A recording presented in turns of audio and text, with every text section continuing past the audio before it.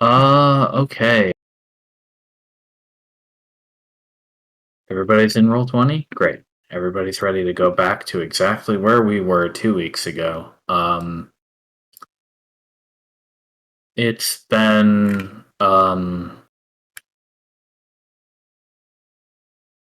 a few milliseconds in world since 2 weeks ago. Um, you were recruited by the shifted pixie Nyatha to help her investigate a weird, spooky skull that she found out in the desert while she was exploring. Um, you decided to help her out, and when you got there, you found that it was well, there were some monsters, but the skull itself had been um, conquered by another pixie who happened to be friends with Nyatha, named Mizia. Uh, and after you helped them out by destroying the monsters, um, they decided to come visit your fun little cave. Um, Wait out the Redshift with you, and you told them about your quest. Somebody got a pet too. Oh yeah, and Alvis Taver got the voracious vine that was at the core of the beasts. So while you were trying to figure out your plans about how to help the Naiad at All Saints and everything else, um, Nyatha and Mazia were both overcome with the uh, determination to not stand by and not do anything. Having learned from you what horrible harm had been coming to people in the Redshift zone. And they both volunteered to uh, effectively join the commission, and um, what they decided they would do is become your ultimate scouts out in the zone. Um, because they had lived in the Redshift zone their whole lives, they didn't even know that there was a place that was outside of the Redshift zone, really. Um, they thought that was just how the world works. Uh, so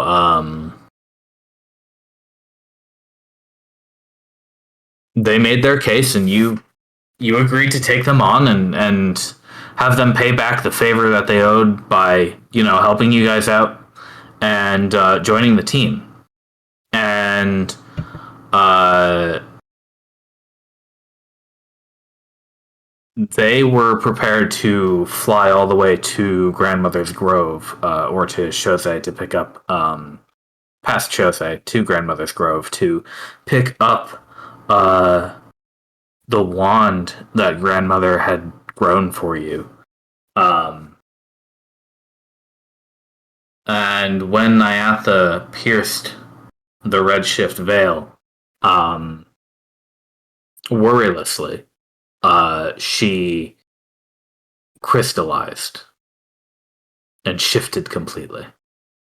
Mazia has, who was right behind her, has stopped short just enough to reel back in horror and witness her own left foot do the same as she just slightly trips over the border between your obelisk's protection and the Redshift storm.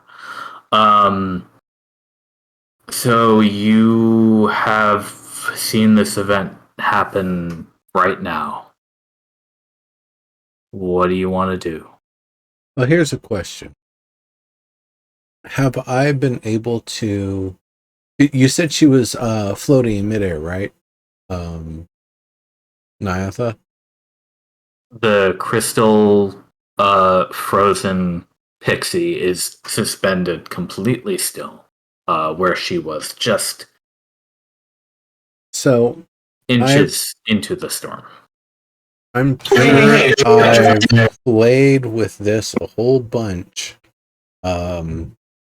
Pushing around, moving and shaping water and earth, like just on the edge of the redshift, and seeing what effects occur, different areas, different, times of the year, times of the day, etc.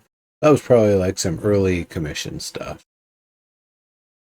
A little bit later with the moving dirt around, because it took me a little while to get that one.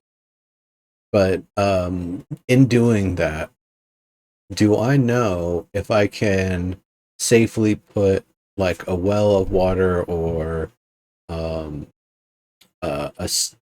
soft mound of dirt that kind of builds up right underneath her? Is that the sort of thing that I can do safely, or have I had issues where things will get shifted in funky ways when I try to do that? And if so, like, what's the in your experience, rate of it's it messing up? about every 1 times out of 10, something wacky will happen with a spell you try to cast inside the redshift.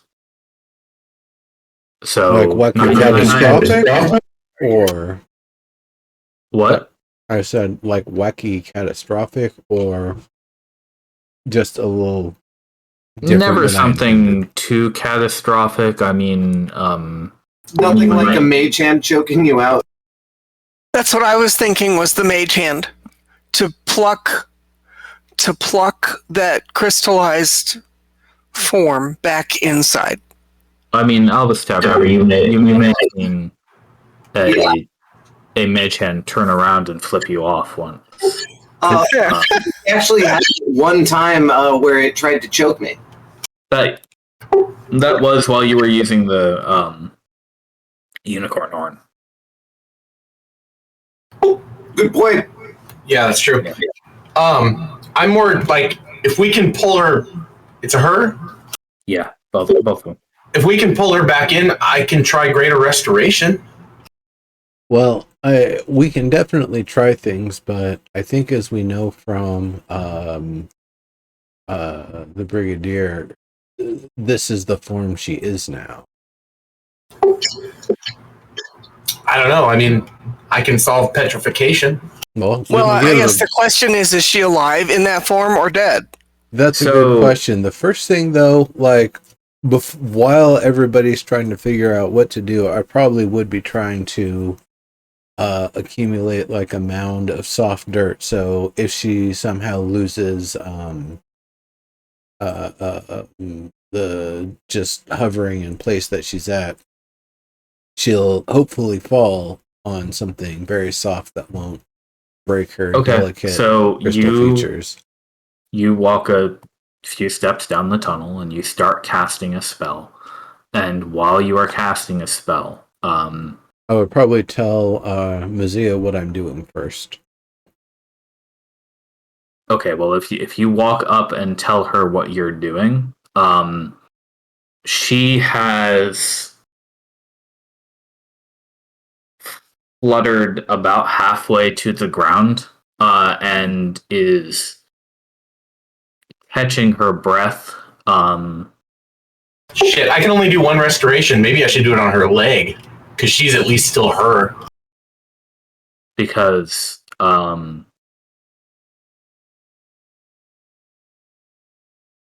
as you approach, she is flitting back up and approaching the veil. I'm Mage Anders. I'm like, no, don't do that. No. Yes, stop. No, I mage hand her. Yeah. He's just gonna. Okay, she is a pixie, so she's probably less than 10 pounds. She was also screaming just a moment ago. Yeah. So, like, we need to relate to that. Can't just disregard the fact that she's screaming in midair. I think you measure pixie weight in ounces. Yeah, probably. Grams. You so you cast the mage hand and interpose it between her and the storm, and she flying forward, she oofs into it, and it's barely there for her. She is trying to climb over it. Yeah, I mean, if we can reach her safely, I would definitely run up and try to stop her. You've got a couple feet of space. Can we tell what she's after? Is she after her friend, or she just freaking out and kind of mad with pain? She seems to be frantically approaching her companion. Okay. Yes. I'll put my shield between her and the veil and just say it's too late. When he does that, I'll quickly use the mage hand to sort of gently bring the fairy out of the veil, trying to get her attention. At least in here. Okay.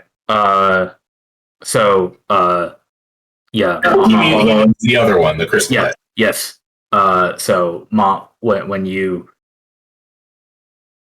do you just put the shield like in her way, or are you trying to like scoop her? Yeah, but I want to make it a wall, but I also want to like sweep her towards safety. You know what I mean? Okay. Like you might shoo a fly. Yeah. So,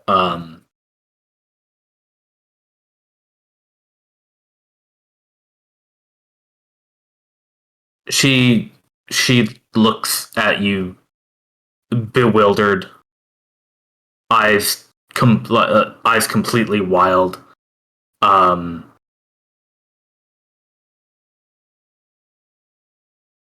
And she just says, "Why?"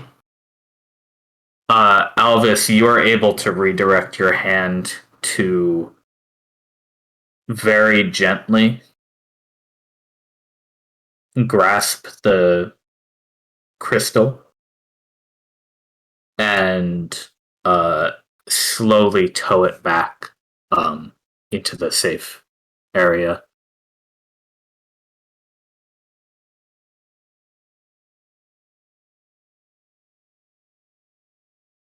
Yeah, it's too late.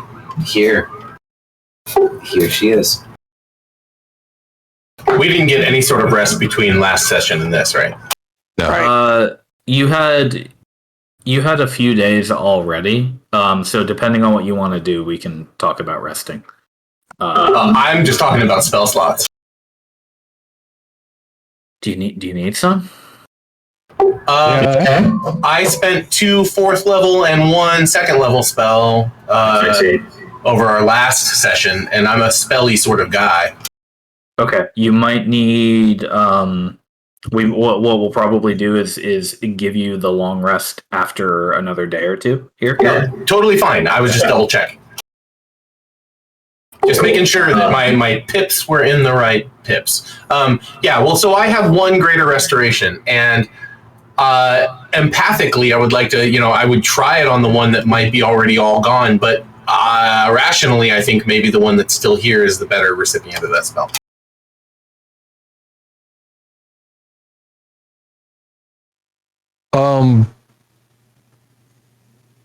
I have a few things I can try as well. I have a couple of questions though. Like for example, is there any latent magic change left over that anyone who has detect magic could detect? Like I can't, so I couldn't check myself anyway. But Also, now that the crystal is inside the obelisk's radius, are you attempting to restrain Mizia any further? not if she's not heading for the veil. Like I really didn't want to restrain her at all. You know what I mean? Like, she backs off of your shield and just approaches the crystal and cups her face with her hands. Oh, okay. Yeah, I wouldn't stop. all of my detects are not loaded currently, so to speak. I could cast them if I had a long rest to like rejigger my spells, you know. Right, and I could cast a greater restoration as well if we had a long rest and I could rejigger my spells. I do have one greater restoration in the ready to go.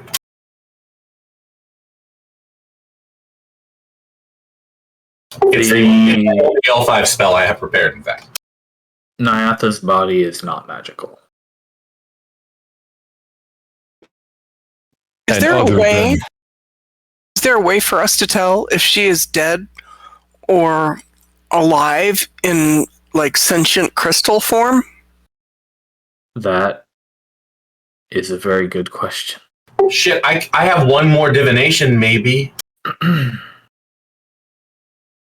Like, not I can maybe cast it. I have one more divination. I have one more 4th level spell that I can cast, and I have divination prepared. So I could use that to find out if she's still alive or not. I think, question mark, maybe?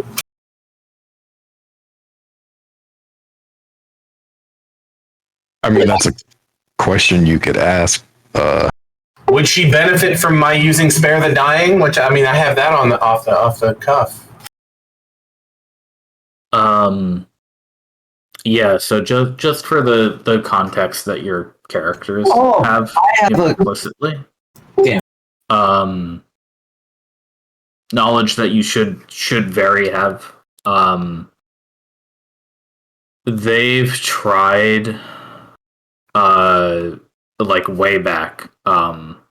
They tried restorative magic on the Brigadier. Yeah, it didn't work. It did not work. I do have a good test to see if she's alive or not. Hat pinned to the heel. I send her a message. Oh shit, clever. Your spell doesn't seem to work. I think she's dead. I wonder if there's some way she could maybe still be accessed by hooking her up to the obelisk system, like Orisa. I mean, it's a different kind of crystal, but That's fucking spooky. Well, and her friend may find that really offensive, but any kind of alive is probably dead, better than dead right now.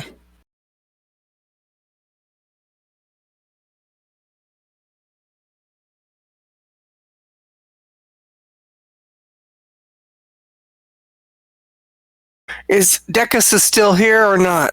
No, you guys are alone, except for Tumbling Avalanche. Okay. Well,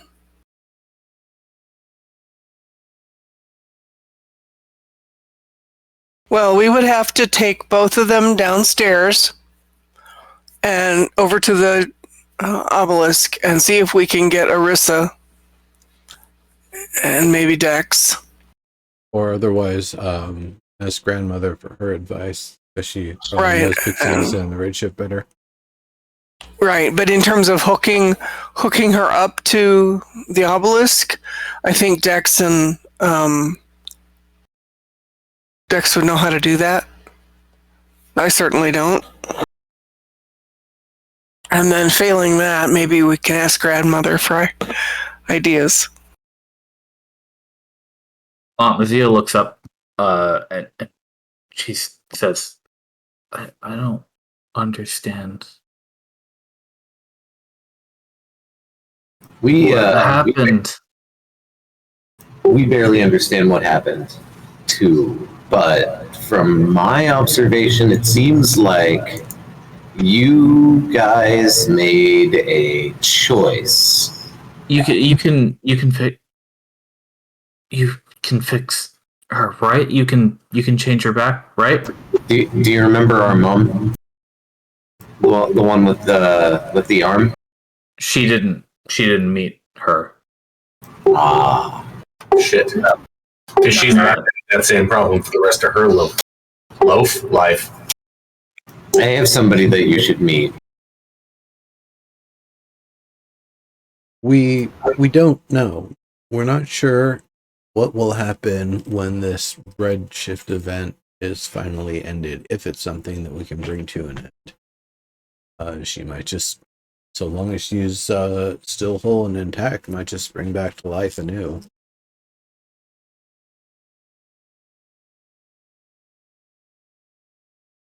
One of you is going to have to hold this crystal before Alvis's hand expires on the. I can hold her. I was going to pass it to me. Okay. Naya, you have to be very gentle with this. Yeah, open hand. It's even more gentle than I had to be with Ruby. Probably like some like cloth or cotton or something soft and padded too.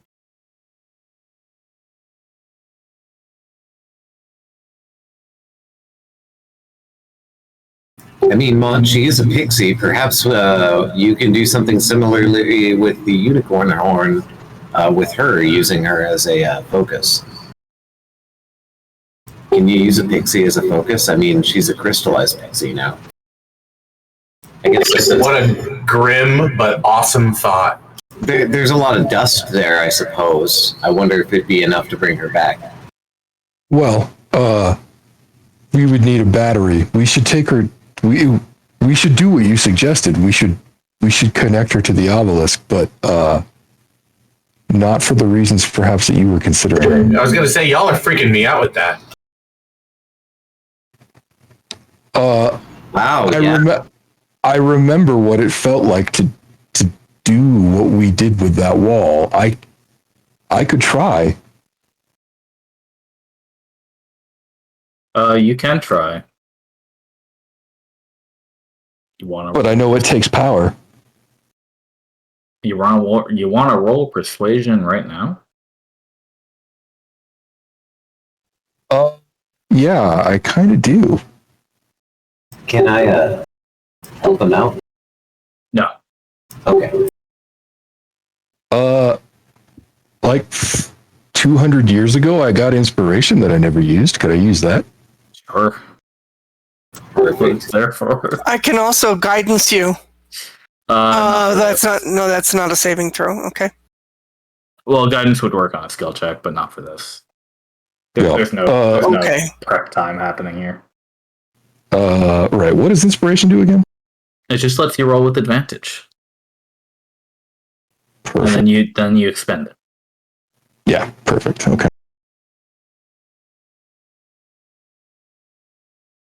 Mm. That's very good. Wow. It's very nice. That's very good. Perhaps, Cool piece of art there, too, the Nyatha graphic. yeah, right? Perhaps I can help in a way by helping tinker something up to connect her to the obelisk. Well, let me tell you, that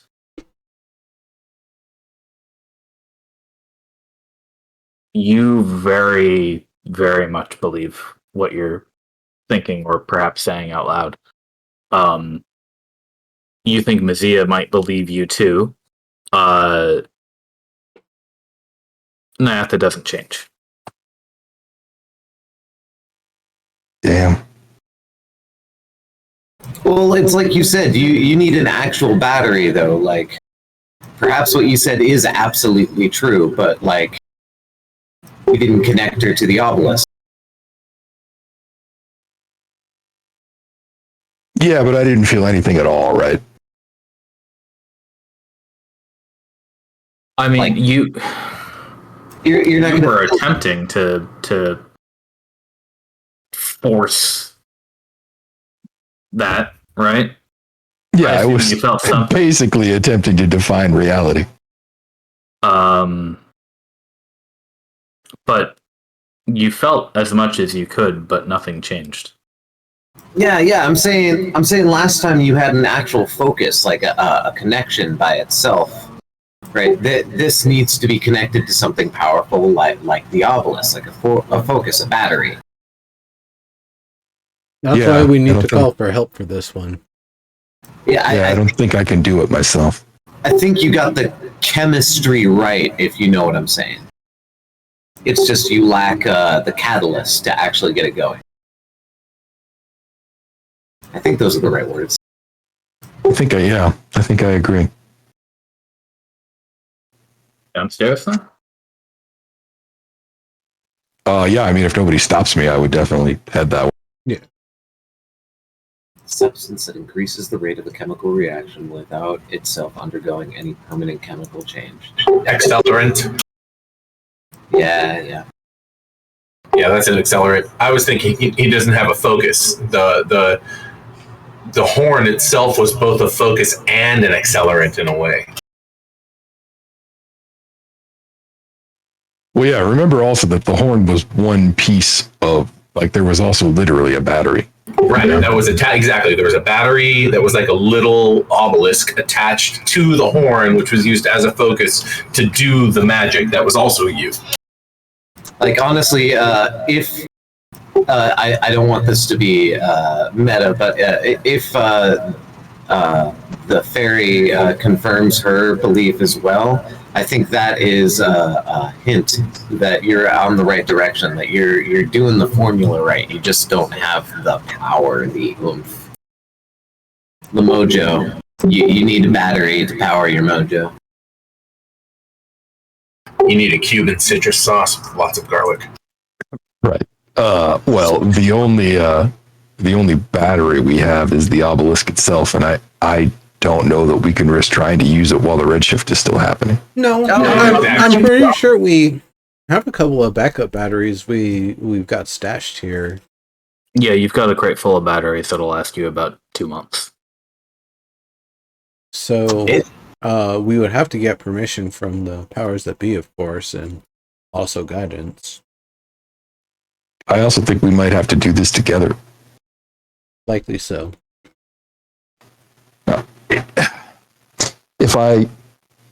If I understand what we did with the wall, we all believed that it wasn't going to be there when we were done. You know what I'm saying? Right. We defined a consensual reality.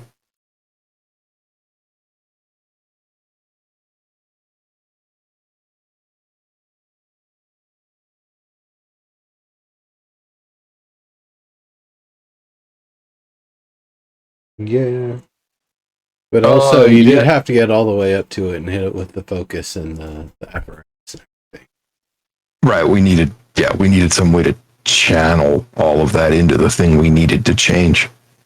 Yeah, this would be a conversation for Decus, I guess.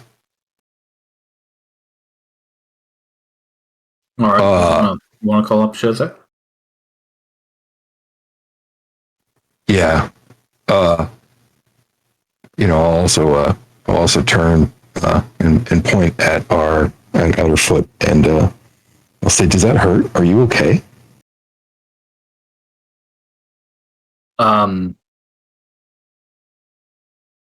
Roll insight real quick.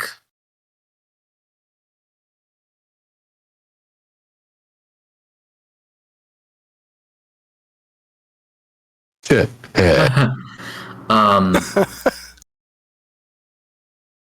She clutches her leg around the calf. She honestly barely notices your question, but notices enough to say, "No, just wait. We gotta help her. We gotta help Nyatha." Whatever, she's lying. We definitely have to help Nyatha. I recast the mage hand and I sort of scoop her up from under so that she's like sitting down. I'm going to play impromptu the song of Nyatha, the crystalline fairy, and how she shall rest easy. I'm not scooping up Nyatha, I'm scooping up the wounded one. Yeah. I'm still singing about Nyatha, the crystalline fairy. I'll let her keep her pride, but I definitely like give her a knowing sort of like. She almost stings your mage hand out of surprise, but TIL fairies can sting. well, she has a scorpion's tail. Oh, nice. Okay, I missed that. But she relents and slumps.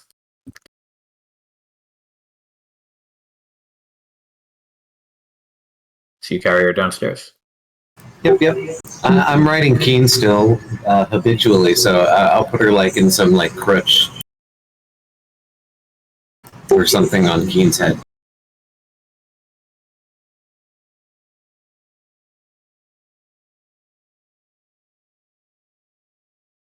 Rumbling Avalanche has accompanied you downstairs. He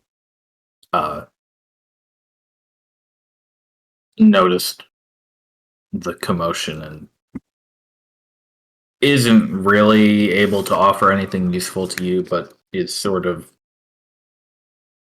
doddering around nearby, hoping maybe he can do something to help at some point.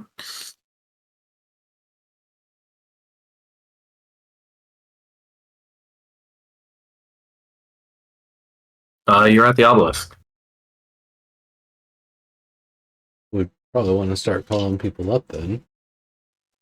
Yeah, we need to get Decus on the line. Okay.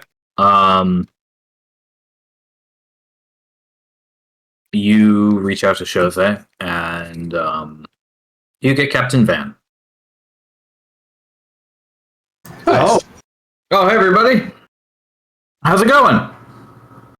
Not great, Van. Not great. That Can you get Decus for us? This is an emergency.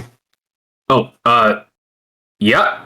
And he barely moves. He just bellows. Dex's name. And screams that it's an emergency. Hey, you ever seen a beholder before?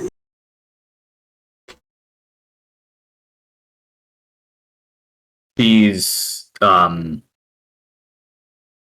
not paying attention to you. She's paying attention to Naya holding the crystal. Oh, of course.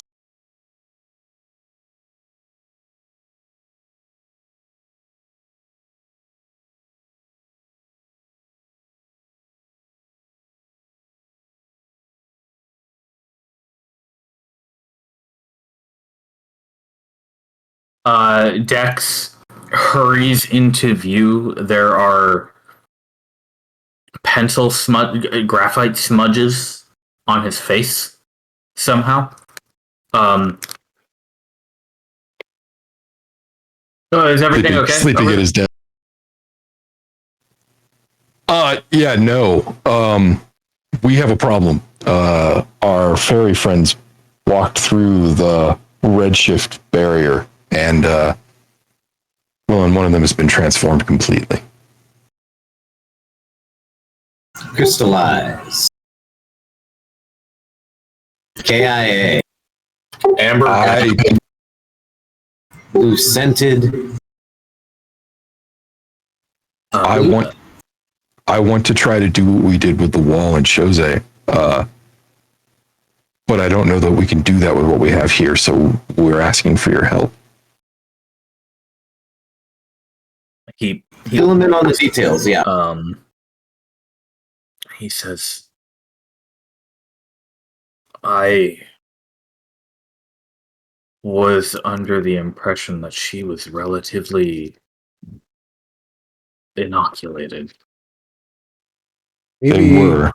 maybe they were, but in actually explaining more about it, perhaps not as much so more. I feel as if it was a decision that made it happen. I have no proof yet, but I feel as if it was their decision to actually help us and not just be sort of wild. And it's no offense to their nature. I'm related to them, but the wild tendencies of the Fae, you know, keep them connected in sort of an animal-like nature. I feel it was their conviction to help us, and seeing the Redshift as a problem that triggered the attack and the change from the inoculation, as you called it. They were going to help. They joined the commission, basically. Yeah, they had just committed to fighting the Redshift before they exited the obelisk. This is why we are so desperate for some kind of help. We need to repay at least the thought. The thought itself seems to hold enough power to change them. We must reciprocate that. It's only good business.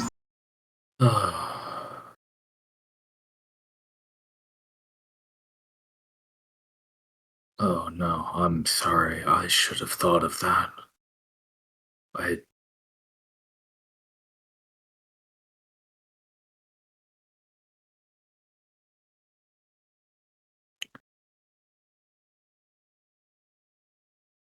You want to do what we did at the glass wall. You want to. You think you can undo, but how? This isn't right. This isn't our here. We just need to get that back. Interesting way to think about that. This isn't our here. I'm pointing at the fairy as I say that, you know. Yeah, no, I understand.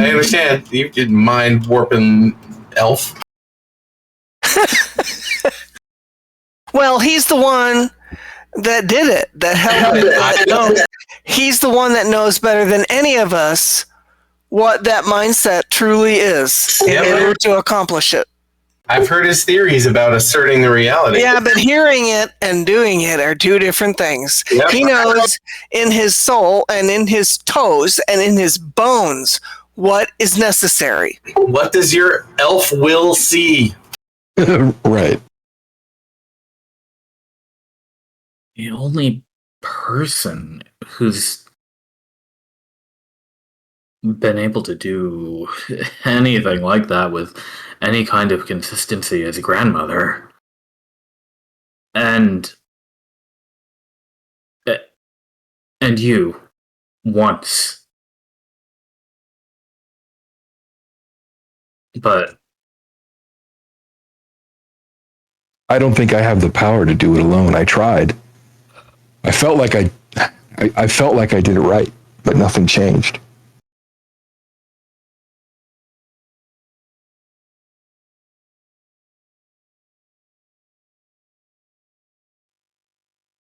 We had power at Jose. Is there something that we can do with the magic of the obelisk? Can we use its power? We have these batteries.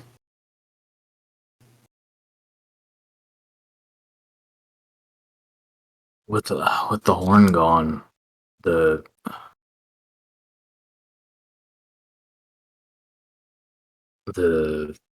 conduit, the thing that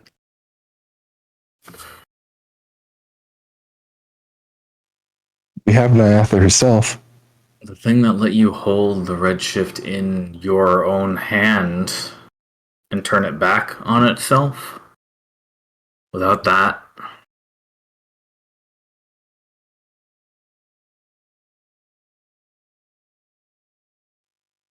Well, I mean, we've got me.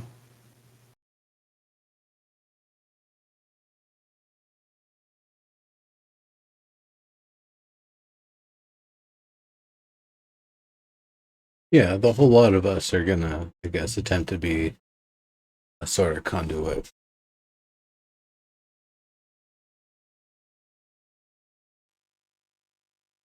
Can't we pool, concentrate our will? We all want the same thing. We all understand what's supposed to be here. You're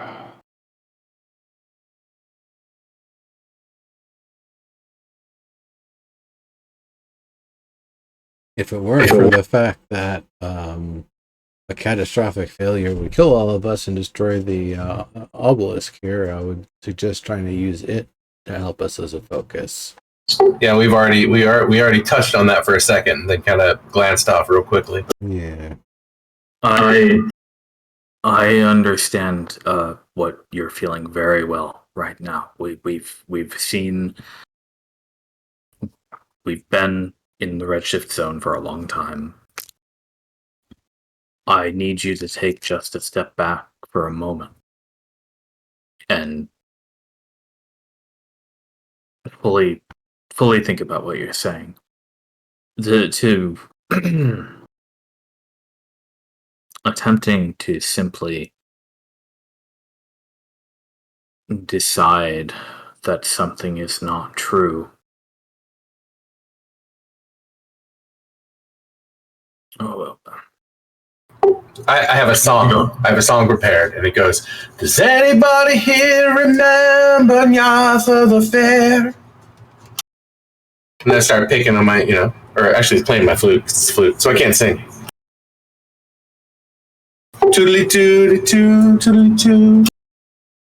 Oh, to Nyatha the Fair, in the tune of a Pink Floyd song. He is a pixie.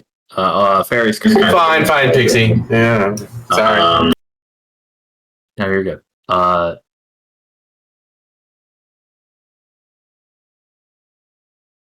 He says, just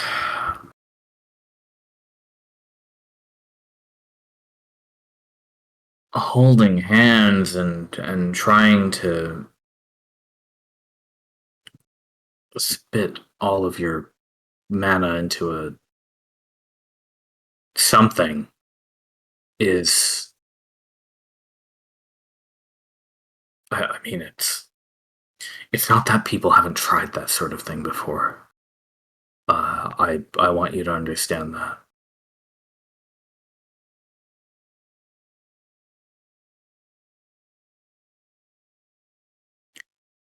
I would wonder if the difference is that we might perhaps have a better understanding of the Redshift now than we did then, even if ever slightly.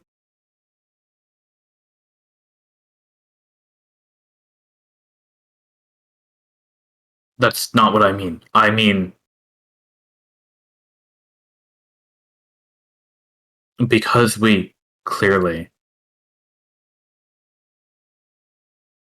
grew complacent and forgot what we were dealing with. And don't understand how it works. I want you to, I cannot tell you whatever you're saying will not work, whatever you're suggesting. But I want you to think very carefully about you telling me that you are going to attempt to cause your own redshift. And what it would mean if it doesn't work in the wrong way.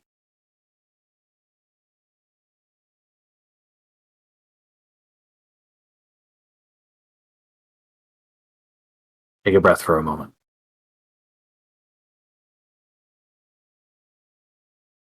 Well, that's why we asked instead of just doing it. And I'm glad you didn't. Montlarin, I value your theories because I think you've been onto the right track more often than not. But what scares me about that fact is that if you are on the right track, then the possibility of you tapping into something like this could be virulent. Yeah, you're not wrong.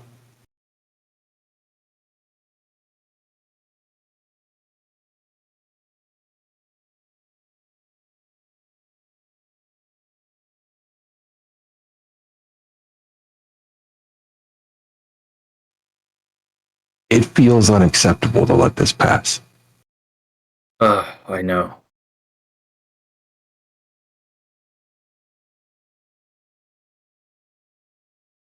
I know very well.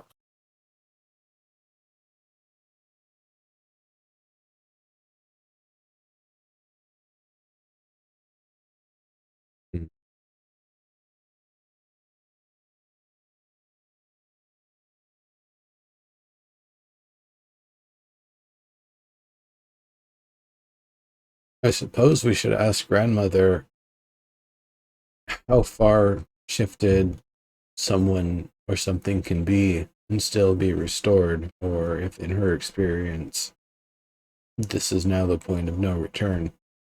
And how do we tell if she is still alive and sentient inside that crystal form? So, I mean, Hearing everything we say, understanding everything we're trying to do, and unable to communicate back. I am not okay with walking away saying too late until we know for sure that it is. I know grandmother has that power. I also know that Lucent in particular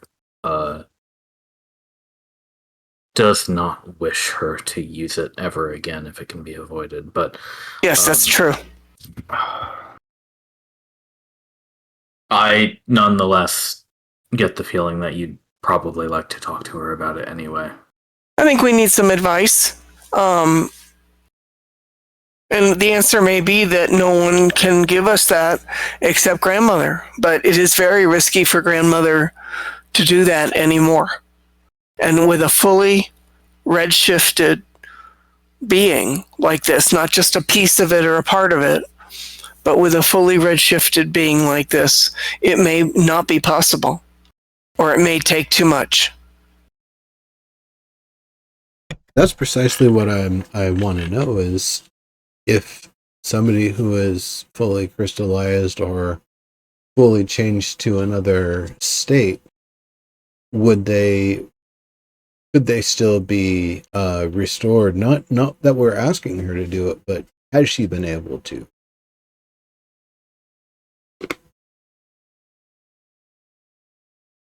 Yes, I think when you put it that way, I think it's worth at least asking. Maybe it will get us on the right track. All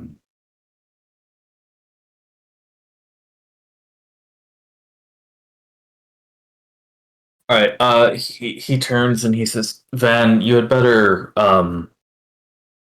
first, please lower the alarm that you've raised, and then you should probably go fetch Lucent and at least let her know what's going on here."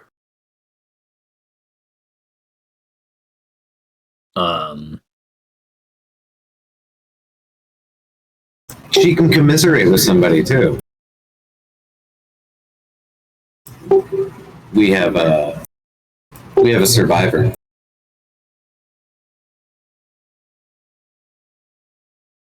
Mizia finally floats up off of Keen's head, and she tries to put her hand through the window to touch Dex, and it does not work.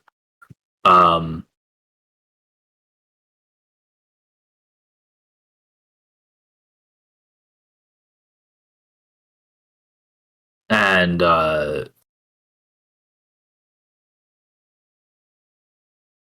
she says, Keen, isn't it? she says,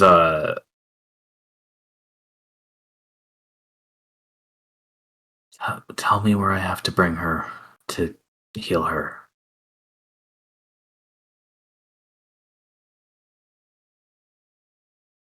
Well, once the Redshift's over, we will help you with that, and that's what we're figuring. Dex says, "Okay, yeah. Well, here I'll reach out to grandmother." A second window appears, and after a moment, you see grandmother, who has gotten up and approached from her tree, the little way that she can walk away from her tree.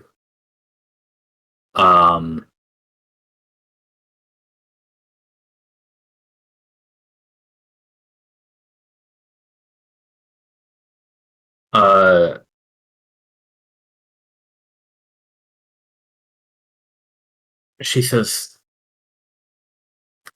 "Dex, Montlara, and Naya, everyone. I was actually going to call you tonight because I have amazing news. But you go first." Amazing news might actually be good to start with, so that I agree. it's, Think so? so it's more palatable when we give our bad news. I'm sorry, has something happened? We. Yeah. Yeah. Yeah. We need your advice, grandmother. We witnessed one of our friend Pixies being completely shifted as soon as she entered the Redshift storm. And so I offer that up. And kind of move my hand around because it's open palm. Yeah. So that she can see it from as many sides as I can make my wrist go.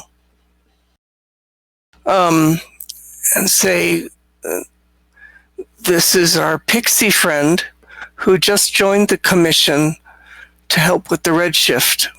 And she and her friend were actually on their way to come see you to retrieve the wand for use with Eska.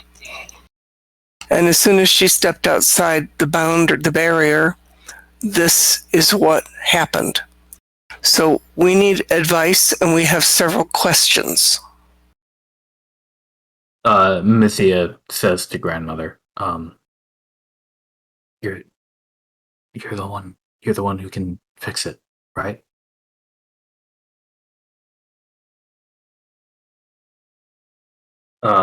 Grandmother says, "Oh,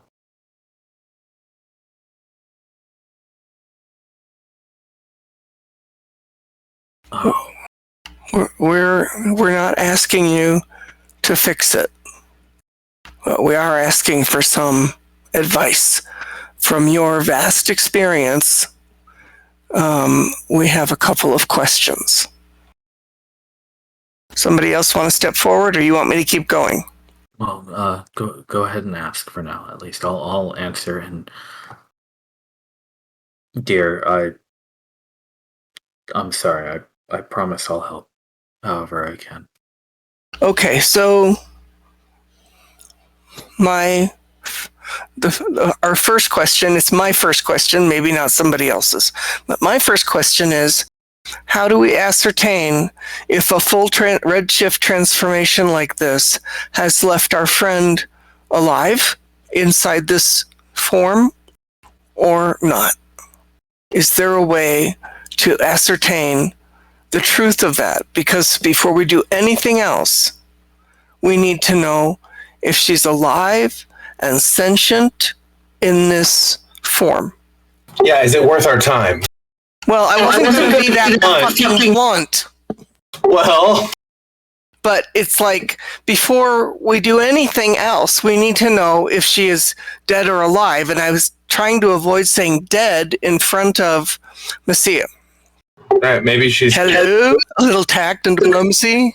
What is that again? Right, yeah. So anyway, it's grandmother. Can you tell us how to use whatever spellcraft we have amongst our various disciplines to ascertain if our friend is still alive in there? That is a difficult question because I have seen creatures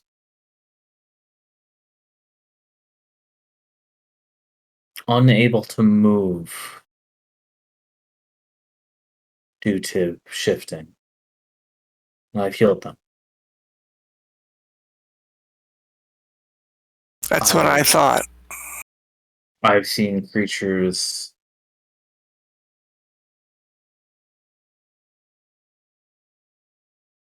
only a finger changed and healed them.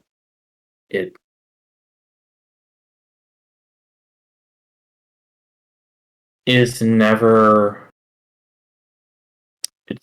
clear. Not immediately.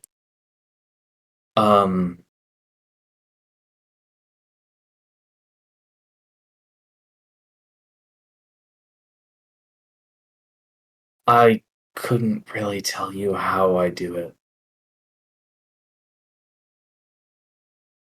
Okay.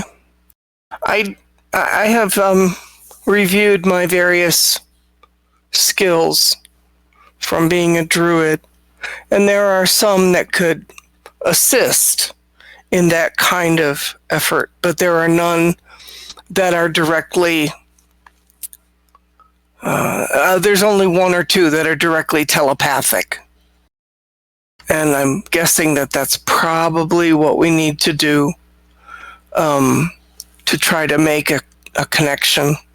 I think my other question is, does amount of time matter? Does it matter how much time has passed? No. Okay. No. And unless the redshift accumulates, which it does sometimes. But the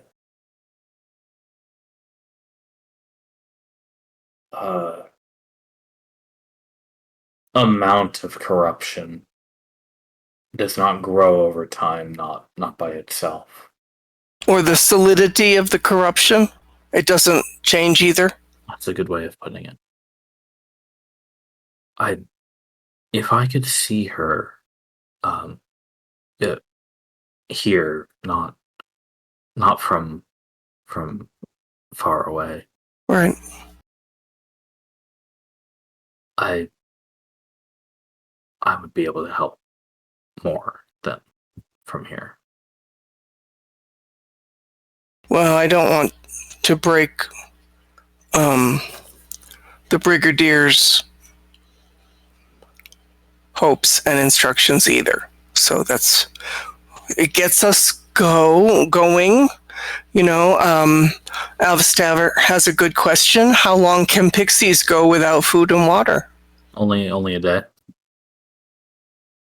So this pixie in this form, would that also be suspended or not?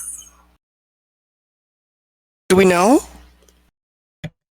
Yeah, if there's no circulation, there's no metabolism, so should be kind of in the same state. Right, as Montlarin said. She certainly is not breathing. No, there's nothing. And every kind of restoration spell that we have tried so far has not had any effect at all. We've tried. I think I'm familiar with that. Yeah, I think the next thing we're looking at is possibly mending. But again, we have to know kind of if she's alive in there before we start doing more transformative types of things that could be really awful. As for Lucent's opinions, I'm an old lady who can make my own decisions. I know. There's a reason we call you grandmother.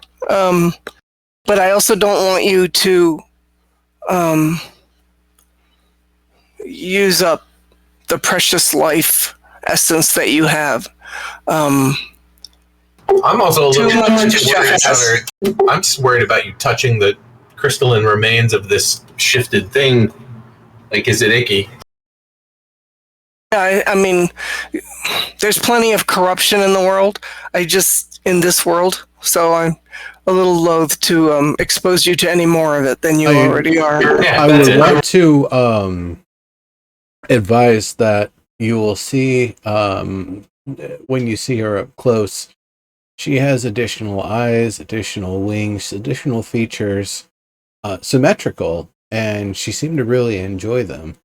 So you'll see that there has been some accumulation of redshifting already, but in a way that was not bad. It's kind of beneficial. Her as well as Mazia, you can see that that tail of hers, for example, very useful I can for a see my creature deer for here size. has several So there has been an accumulation features. of red shifting happen for the pixies. I just don't know how much that matters. So for the rest have questions as well. That if you go, Lauren, go ahead and ask your questions. I just wanted to clarify that I was saying about the in terms of the crystalline state. Never mind. Go ahead.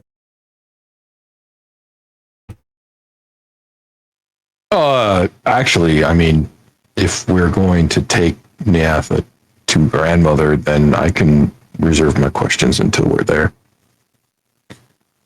Is there anything that we can do in the meantime? And I point to Mazira's foot, and I say, I realize we can't seem to heal this, but she's clearly suffering.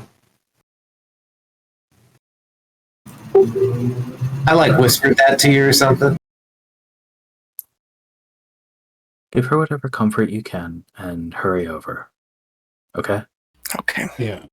The question that I have, now that you've had some time to see how our obelisk technology works, and how it's able to kind of resist the redshift for you, do you think, and this is a question, Dex, you can definitely help us out on this one, that there's some way we could make a device that will take corruption from the redshift instead of you, that instead of taking it on personally, you would be able to impart it into some separate object and not be harmed.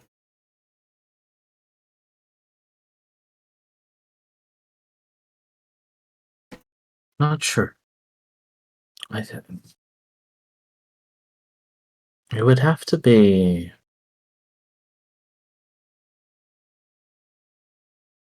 It would have to be something not dissimilar.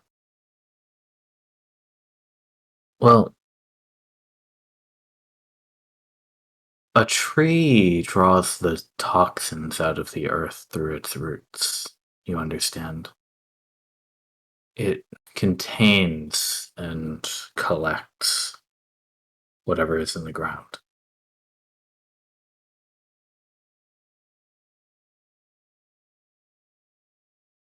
You would need, at the very least, something whose nature is to do just that.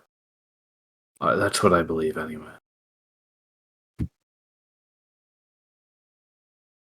Gosh, that's really helpful. Gives I me a new way to think. admit that I haven't the slightest idea what would qualify.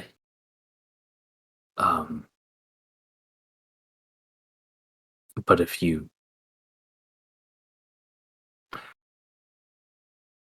had something equal, then perhaps it could be redirected.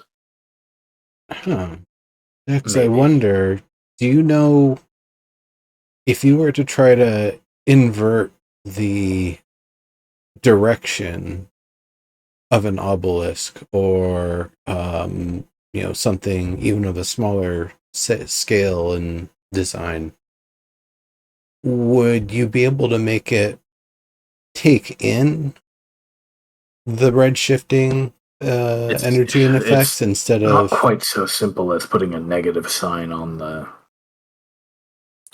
digit. I don't Reverse the polarity.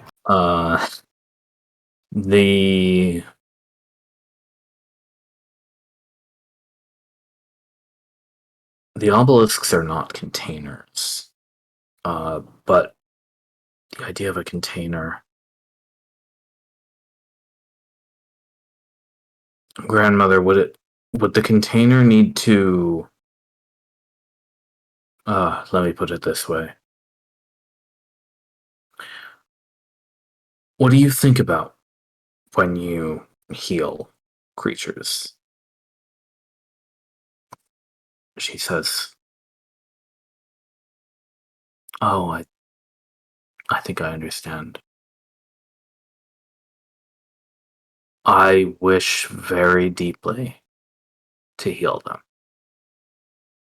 So, would you think that perhaps whatever container you might create would need to be capable of wishing?"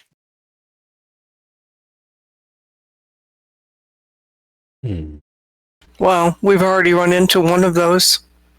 Only one. That was the unicorn horn.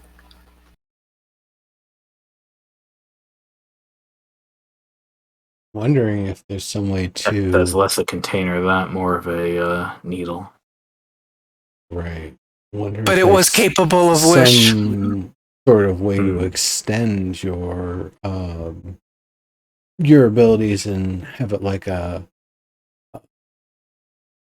act as a buffer in between. So instead of having to make contact and take it on yourself, that something between you and the subject would be kind of the stopping point for it.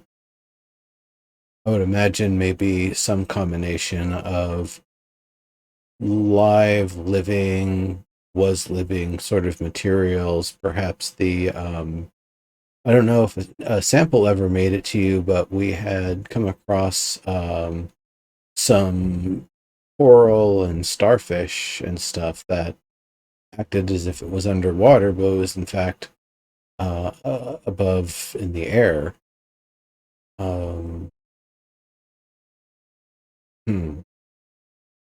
Maybe something like that could help.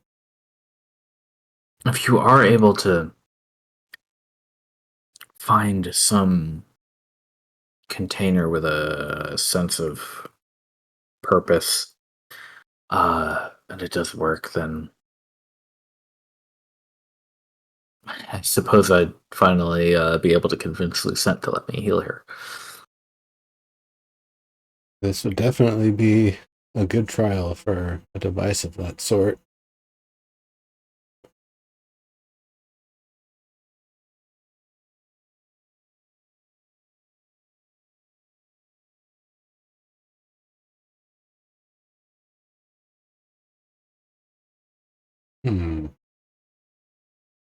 Says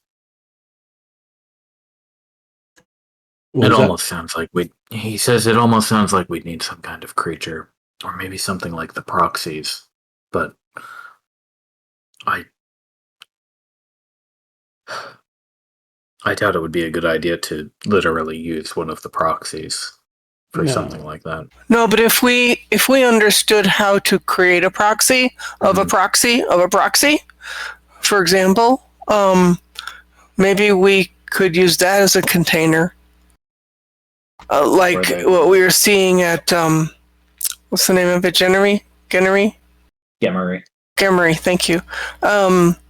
Where they have,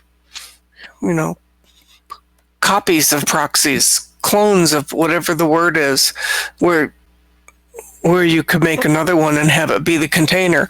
But you would still need a transmitter and a transmitting receiving device and something capable in that transmitting device of conveying wish.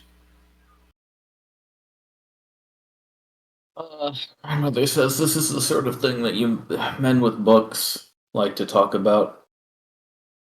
Right. I do what I know how to do, as I've always done.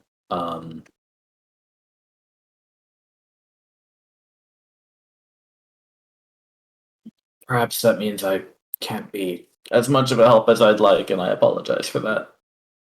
Well, we don't know. We'll have to get you. And we needed to get you anyway to get the wand and talk about that more.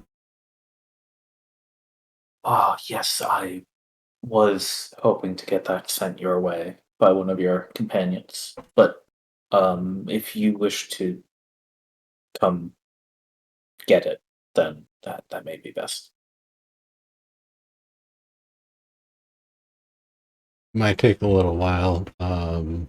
We're a bit of a ways away, but it's fine. Once we get back to Chose, we should be able to go pretty fast on land. We all pretty well know the way, so it's not like we all have to kind of sit around and wait for the other and just kind of go full blast. Yeah, as long as we're careful.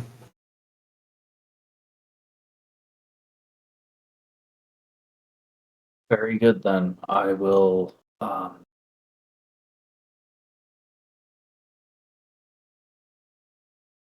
await your arrival. It's been a while, so I'll look forward to seeing you despite the circumstances. Likewise. Dear, she talks to Mizia. Please hold on for just a little while. I promise I'll help.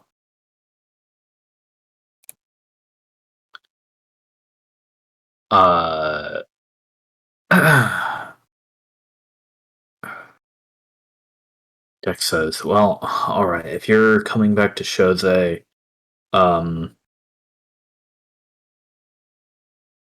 fine. You'll take the skiff, I assume. Yes. Okay. I'm not sure we necessarily want to just leave things. Well, I guess we wouldn't be leaving things abandoned. Tumbling Avalanche can take care of the livestock, the beast of burden. Yes, Dex, in fact, speaks directly to Tumbling Avalanche behind you. He says,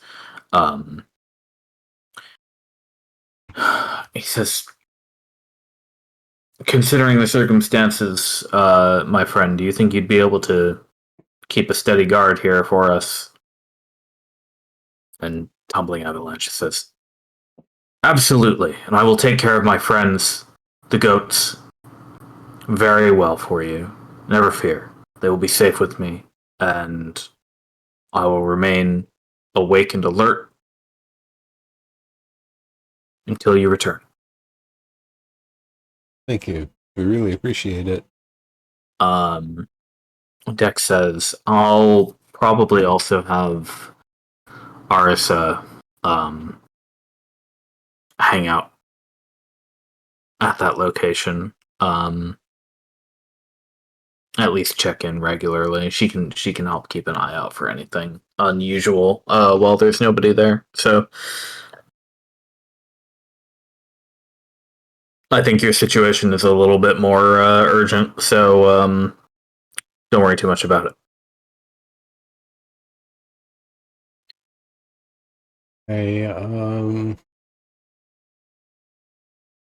I'll talk to Lucent as well. We'll see if we can get another team out there, maybe next break or the one after that, as soon as we can. I want to say check in with Smitty too. In terms of, this might sound odd, but I wonder what level of autonomy that Gabora has if Gabora can have something considered to be a will. If so, using such similar technology might be critical for making the device we're looking for. How he came upon Gabor's consciousness, though. Is anybody familiar? Did he ever tell that story, or is that one kind of a trade secret sort of thing?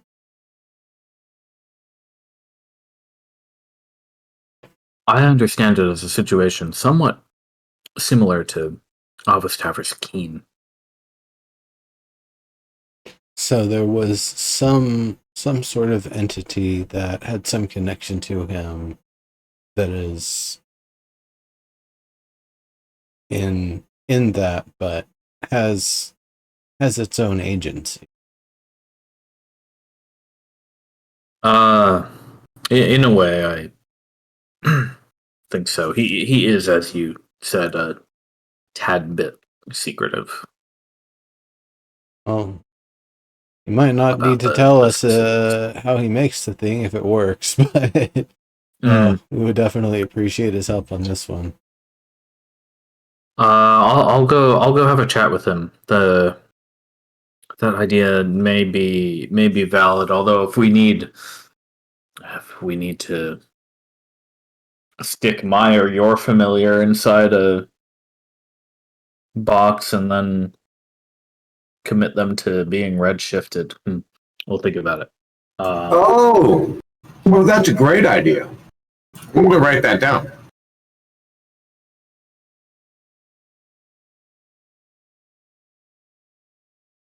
I think Badath might be a little too smart to fall for that one.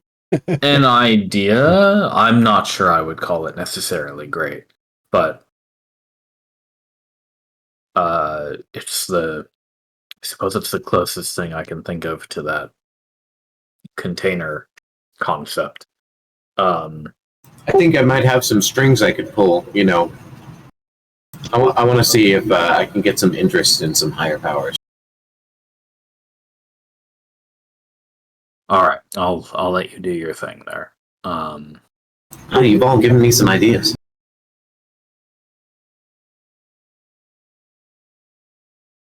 I'll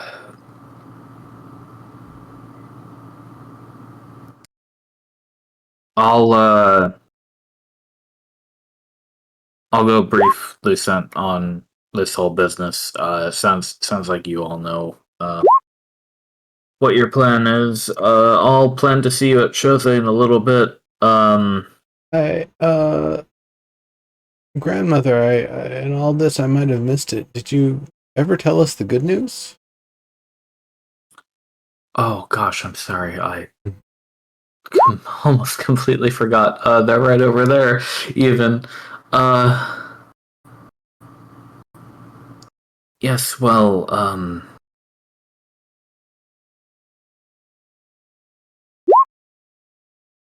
Dex has told me he has taken to calling them Mara, and the two were born just this morning. And when they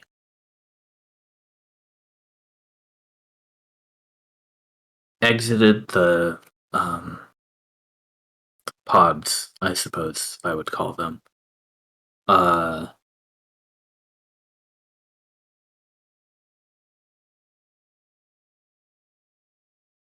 they immediately signed to me asking me if I could take them to Capua and Macau. Oh, wow. Amazing. Yeah, if we don't have anybody else coming down the supply line that way that would be able to safely escort them, we could certainly do that. Definitely.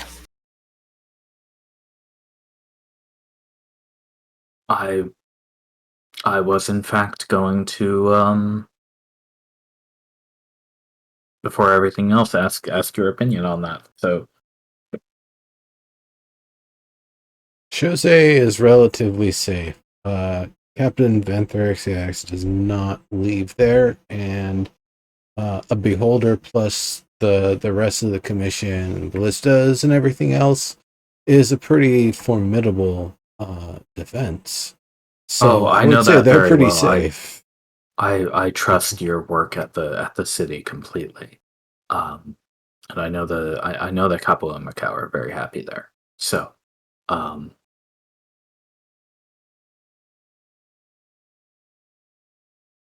the children here, Kusama and Nitsan, I'll keep them entertained for a few days, and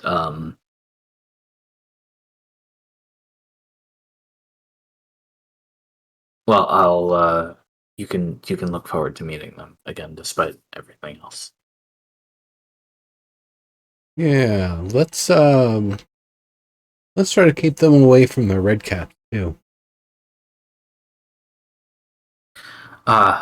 Yes. Well, fortunately, your companions have done a very good job of helping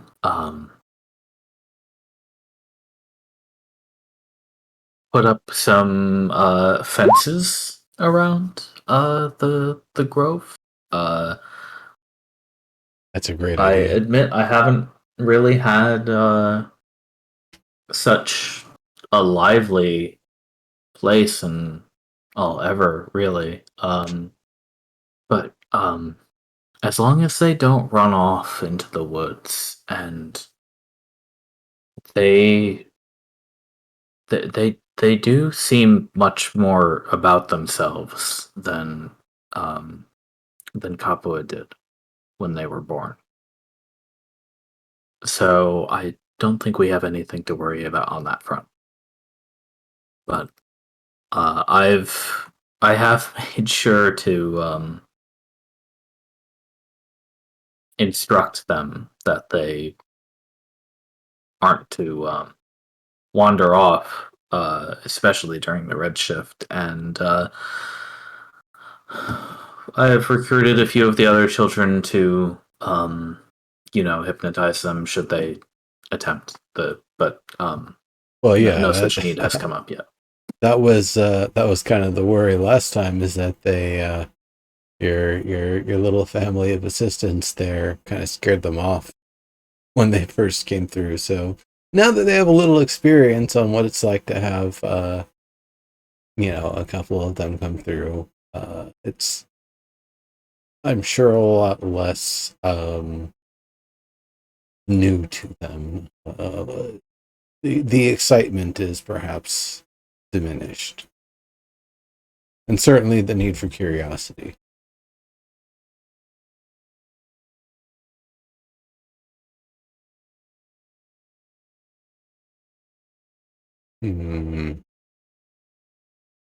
Well, I suppose we're going to be getting going as soon as the Redshift clears. We should probably be preparing for that. Mazia, of course, you're going to be coming with us, right? Of course, yes. You can, of course, stay here or go do whatever, but we're going to visit grandmother, and I think you'll want to be there. No, I'm not staying anywhere. Mm-mm. Nope. Doesn't seem like it's in your nature. Is there a way we can fashion a? I guess the best word is litter for her. Is she able to fly? Wings. I can fly. Sure, but you'll tire, and when you tire, roosting will be difficult. Like, is there a place we can, set aside on the caravan or something where you can rest on like pillows, a cushion? Actually, I think I have a better idea. make a very Make a pillow for gentle Nyatha sling. A very gentle sling that Badath can hold in his beak. And in that state, Badath could simply be shunted away and reemerge on a safe place when needed. And so that would take the danger out of the transportation process. Comfy place where it's not wings, the whole time. I just need a comfy place to ride. Oh yeah, no, I'm saying literally familiar. I don't think familiars work that way. Yeah, no, I believe they can hold an object and they don't drop it. Well, let me just not click the thing but read it.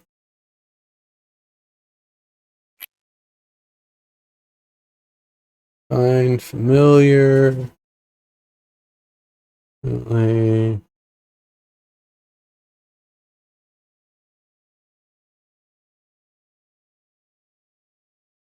It does not say that it drops anything that it's carrying. When the familiar drops to 0 hit points or disappears into the pocket dimension, it leaves behind in its space anything it was wearing or carrying. Nope, you got it. Alright, so that's not gonna work. Yeah.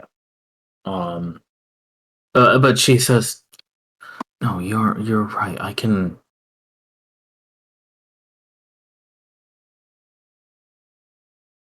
Naya has Should make her a nice place to chill on the wagon somewhere. pockets.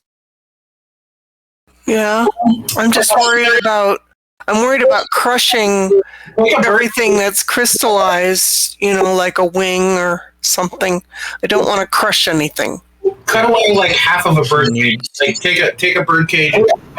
Wait. I have something that's perfect.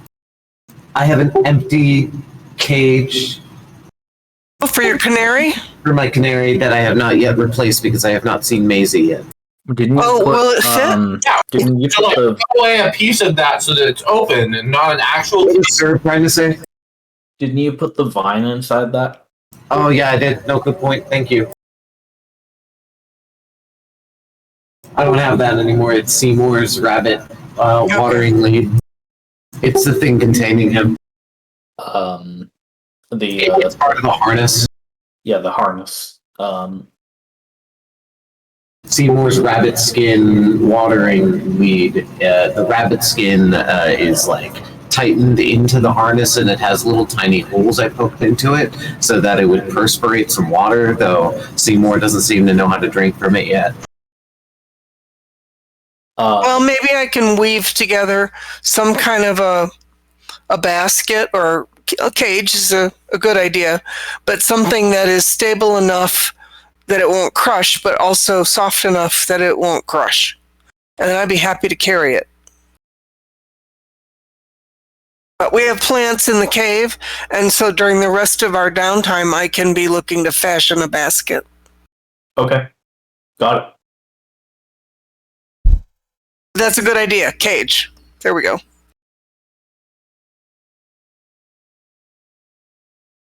All right, then. You spend the next few days building a soft basket out of grass. I'm expecting that there was plenty of grass in the lit up grassy area on the first floor. Yeah. Okay. There's enough. Okay.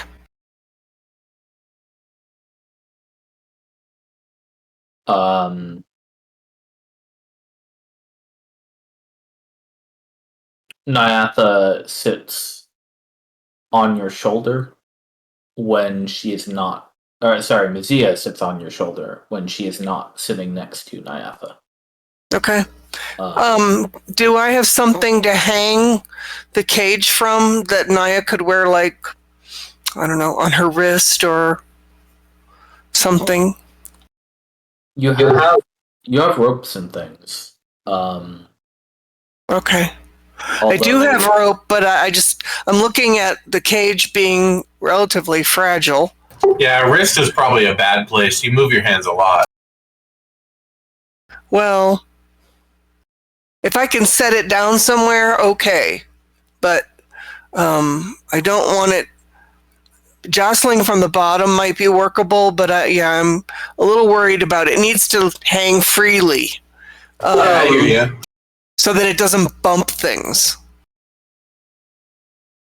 Anyway, that's something I can work out kind of on the way, but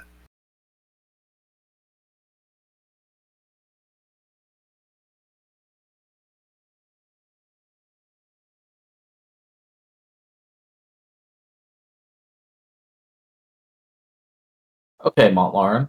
Can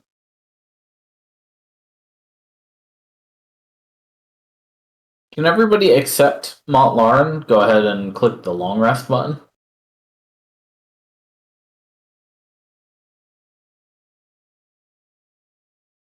My God, this pizza is expensive. That's it. It's really good. I'm happy for you. really. Not sarcasm. If everybody except Montlarin has clicked the long rest button,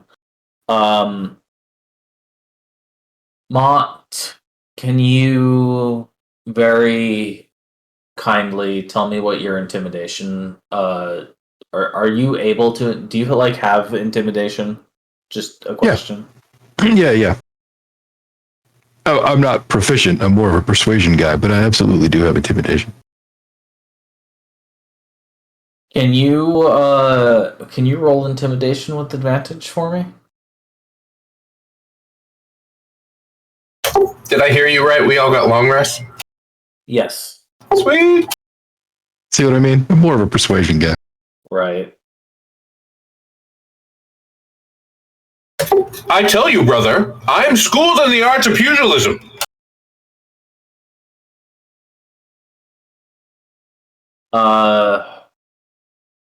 How long do you spend meditating there for the next 3 or 4 days that you have? Basically, I want to split my time between sort of like figuring out a way to use my lay on hands to take something bad from somebody, and the rest of my time, literally all of the rest of my time, I want to spend meditating at the interface. Okay. Nimbus, by the way, long rest button, if you could. I said Looks that like I had already pressed that last time because all of my spell slots are great. Cleared, and yeah. All right, no problem then. Serb, I have a question when you get done with Montlarin. Okay.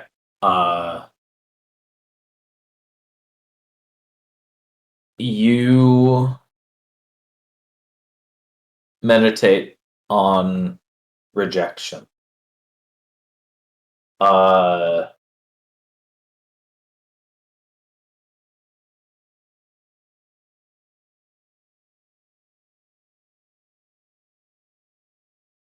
You did use a few spells. Yeah, maybe we already long rested. While you are meditating,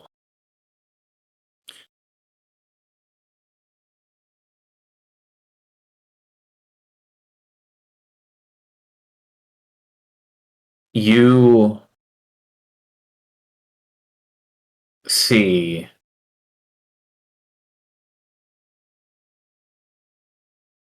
the miasma rush over you like teeth. You are no longer on Earth. You are somewhere completely different that you have never been before. You don't know what you're seeing except stars. And a very, very large object. You or it are accelerating toward each other very quickly.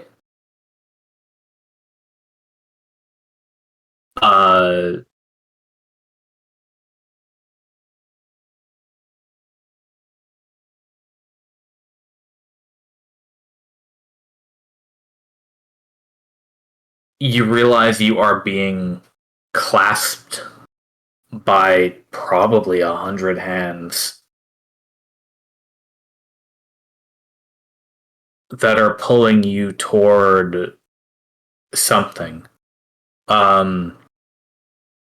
So while you're meditating and staring down this storm, Mont, you gain. You feel like you have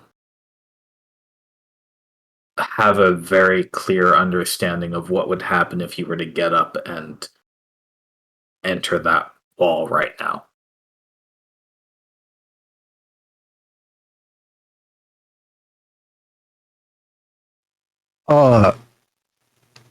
How did you describe the object that was hurtling towards me in that vision? I described it as a very large object. That's what I thought.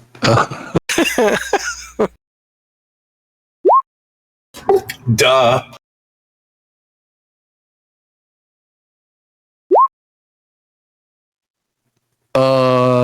Yeah. Man, and so all those hands would have made me feel completely restrained, right? Like unable to act. Not so much that you were unable to struggle, if that was your inclination. But struggle. Oh, go ahead and struggle. Struggle would be all you were able to do. Right, I understand. Huh. Oh yeah, struggle. Okay, so wait a second. Is this experience that Montlarn is having limited to just that, or does he actually have some insight into the thing that is grasping at him? Does he understand it? Is he coming to some understanding that perhaps he cannot quite put into words or completely conceptualize yet? Is he grokking it? While he's meditating right now, the wall of red miasma, just so slightly concave by the radius of the obelisk, it shimmers in the afternoon sun.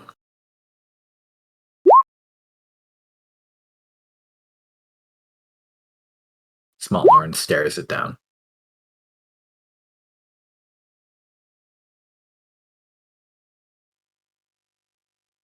Yeah.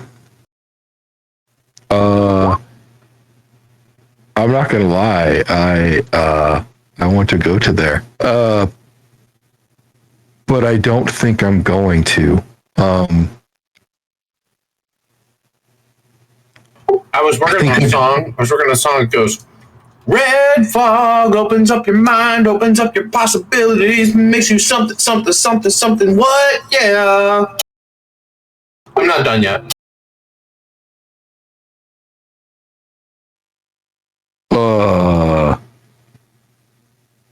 Yeah, I think I'll take that as a warning instead. In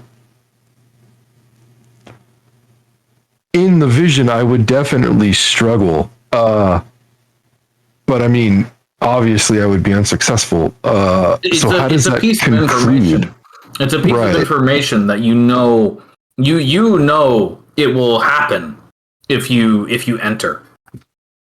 If you stood up now from your meditation and you entered that miasma, you know that's what would happen. The conclusion?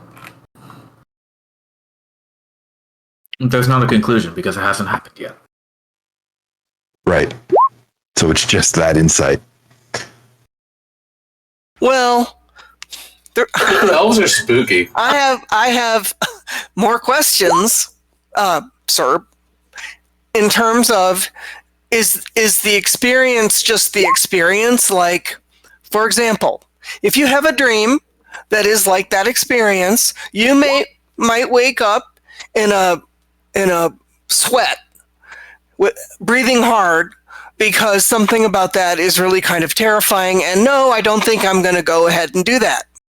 On the other hand, should you have some insight into the nature of the thing that you're seeing or experiencing it, that tends to be a very calm thing and give information that you may not be able to explain to anybody else, but you know.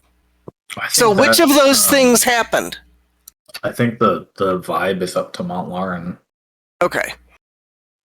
Yeah, so he feels. right, like to me, it feels like I've caught, let's call it the Redshift's attention. Uh-huh. And so that if I was to step into its area of influence, it would have me. Right. And not necessarily shift me, but it would have me. And I'm like honestly super tempted to find out what happens then, but I'm also not that brave, candidly. I'm kind of afraid of that, you know? To do, you know. Iman, would you be willing to share your information with me? Well, I think that's what I would do when I finally came out of my meditation. knows this now, yeah. Yeah, I was going to say, what I would finally, I think, do is when I came out of my meditation, because I would not succumb to that temptation, was I would tell everybody, you know, just to go, hey, anybody ever have something like this happen to them? Nobody's ever had anything like that happen to them. No, but that's a good thing to go into my report.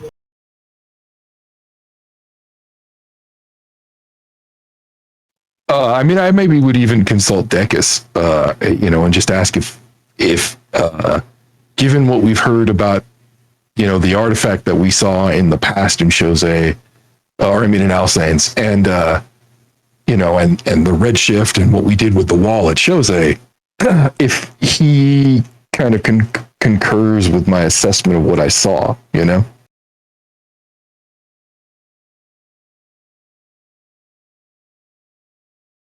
He leans very close to the communicator. He says, What were you trying to do? I'm not being accusatory. I truly want to know, what were you trying to do? I was trying to understand how my will affects the Redshift, how anybody's will affects the Redshift, but, you know, I thought maybe I could deny it.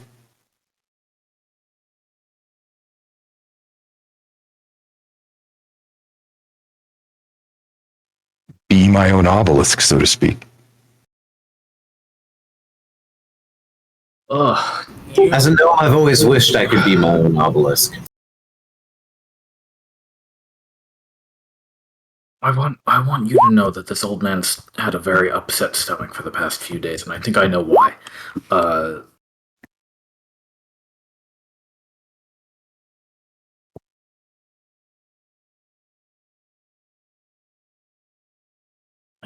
You're trying to simply repel it yourself. With his mind, man. I'm not really willing to put it to the test beyond what I've done, but yes. No, don't put it to the test, man. Come on. You know better than that. I understand the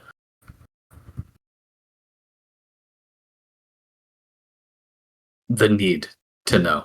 I truly get it.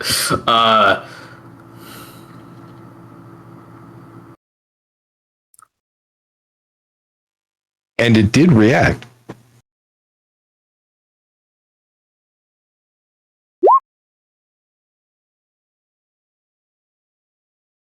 And you were where? That way to me. Another world you saw? You were there? You thought you saw? I know you elves meditate, but it sounds to me like this is not your normal meditation. No, this was definitely something else.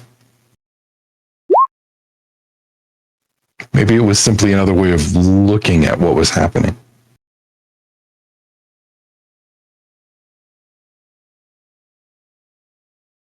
You know, all jokes aside, I say behind Mont because I've been listening. This kind of makes me want to do a meditation with Keen on my own about how maybe they feel about the Redshift. I mean, they're kind of born from its energies, right? wouldn't hurt for Nimbus to, try to think about how Badath feels about it as well. Well, I can just ask Badath. Exactly. From the familiars are more of a pervasive kind of curiosity, but also an intent to seek, which I suppose aligns with curiosity. An intent to delve, perhaps, might be the way to say it. Without words, without speaking. That is kind of the just innate sensation that the familiars provide you. And it's fairly consistent across them both. What of the nature of the Redshift itself? Do they feel as if it's alien or abnormal, like jumping into a pond, or off of unfamiliar territory? I would say I don't think their opinions on what it is could be any different than the opinions of any of your other companions, really. Well, that adds depth to it. That's different per se than the boar that I got my pearl tusk from, and how it might feel about the Redshift. Yeah, that's true.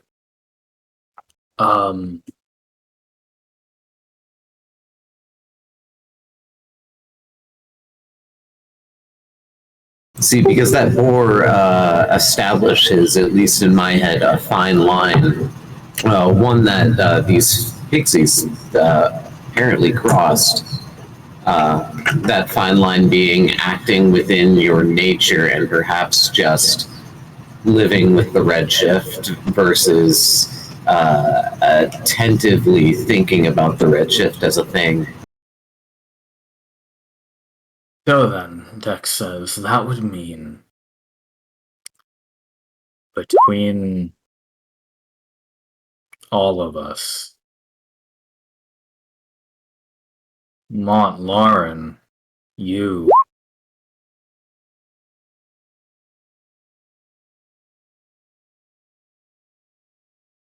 I think, if the conclusions we're making right now are correct,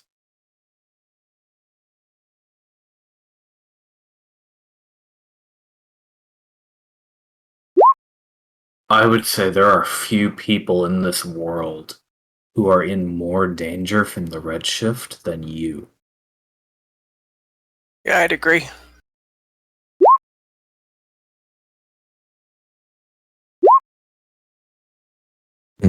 You think I have its attention? Definitely. No, maybe. Perhaps it is a thing that can grant its attention. You're looking into the fire, you're holding it in your hand. Actually, Decus, You are holding the fire in your hand, Montlaurent. similarly, As he said. I think the Redshift, if it has any kind of attention, hates your creations as well. I'm certain of that, Alvis Tabber. Actively, if there was some way for the Redshift to shift it, it would actively try to do so. I play my little flute riff. Twiddly, twiddly, twiddly, twiddly, twiddly, twiddly. Come on! Jump in the fire! Twiddly, twiddly, twiddly, twiddly. Which is notable because I've spent a lot of time in our years being here throwing random objects out of our safe zone in order to potentially get something interesting, with not a lot of luck, right? So the idea that merely denying the Redshift and its existence would garner such attention as crystallization, as being held in place, as Montlaurent's vision put it, that That makes sense to me. I feel as if perhaps this is the right way to go about dissipating maybe the redshift, which irreversibly sets me down the path too. But I feel as if the way to traverse the redshift safely is to think about it as not a magical phenomenon, but a natural one. Indeed. Don't think about a flabby pink hill giant. Yeah, man. Exactly. This is our problem. Specifically for the ones who have already made this choice. Shit, for all of the people that I have propagated. Oh, the poor colonists. That's gonna make the bipedal sheep project harder, too. Well, as long as they live under the redshift protection, you know? He says, what if we had simply walked in? What if I had never... What's the history of the redshift? Like, has everybody who is ever reported on the redshift reported changes like Lucent? Or like, when did that start happening? That must be notable in history. Lucent became lucky. Lucent was lucky. She still has the majority of her faculties after her shifting. No, but seriously, there hasn't been a village on the edge of the redshift. Oh no, there has. There are. Where children would stick a pinky toe or something, and similar effects would happen. Like licking a frozen icy pole. It has happened. It mostly appears in the form of treasure hunters. I mean, you know, the Empire has forts in a line down the border. I mean, they have long seen it as a valuable thing to both monitor the effect and also be ready to slay any strange creatures that approach out of the effect. But exploration has been the realm of idiots and people like us. Yeah, exactly.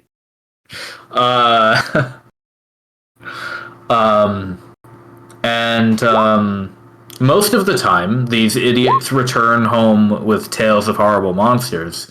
Occasionally, the idiot returns home in the shape of a horrible monster. Or one of their friends goes after them and finds them turned inside out a day's walk into the zone.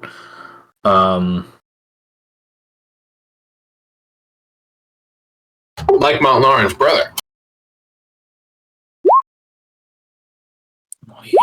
Wait, what? Wasn't that bad.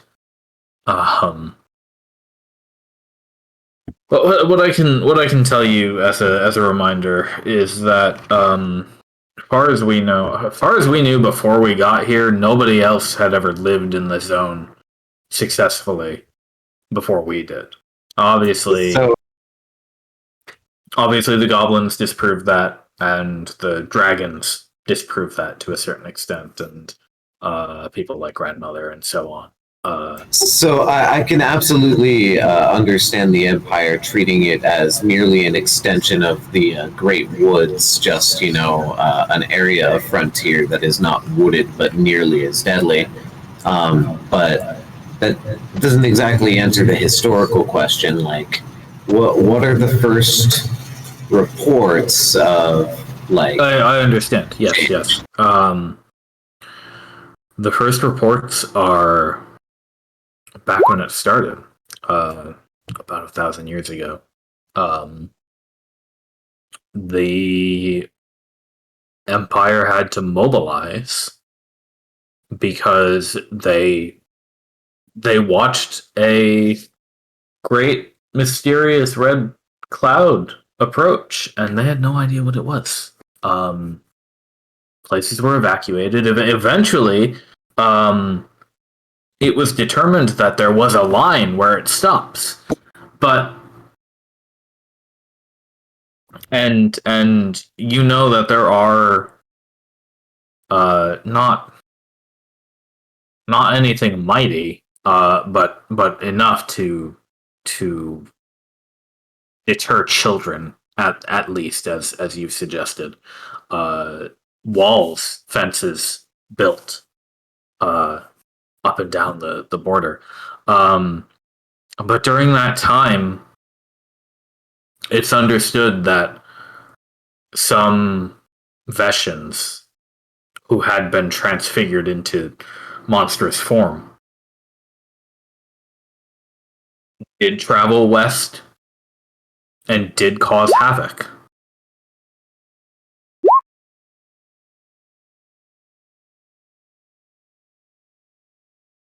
They just changed form, though? They didn't crystallize? Yeah, they went monster form. Not every person crystallizes, no.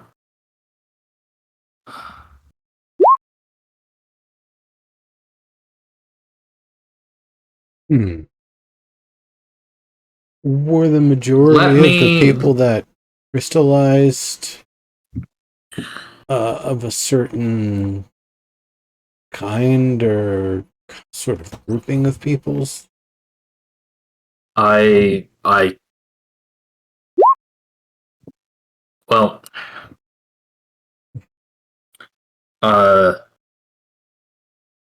allow me to answer that with a piece of information.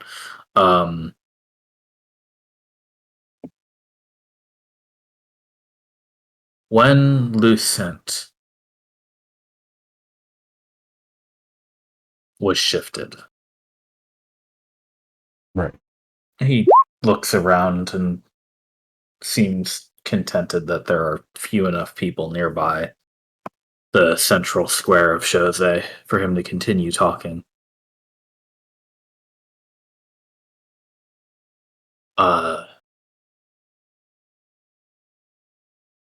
The circumstance, this was before you all arrived.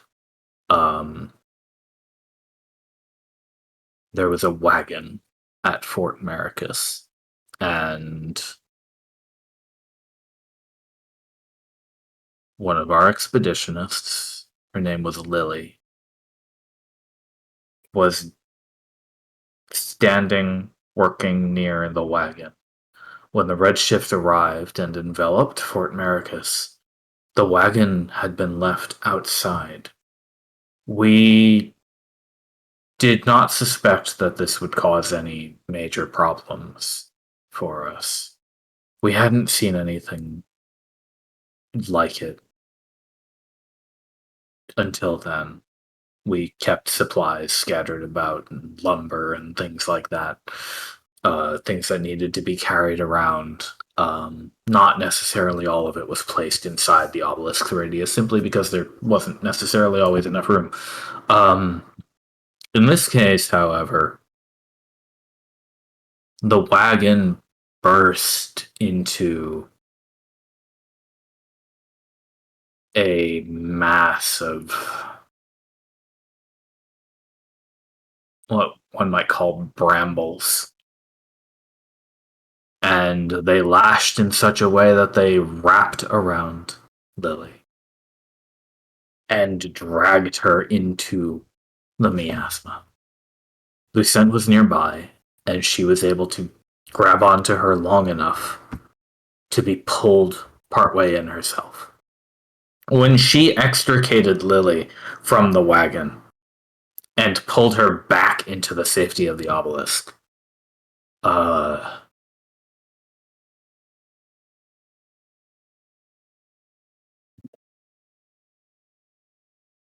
have you ever seen the creature they call a blobfish from the deepest parts of the ocean? Oh, yeah, I've seen those. After they are fished up Yes. from the depths. Usually how. Right, the only way I've actually seen one. If you can imagine what a human would look like in that shape, but with their lungs on the outside.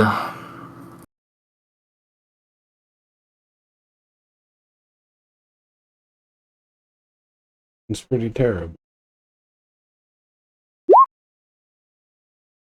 And their heart hung round their neck like a pendant. Wow. So, yes, I am sure you have heard that story from someone around camp before, but in case you forgot,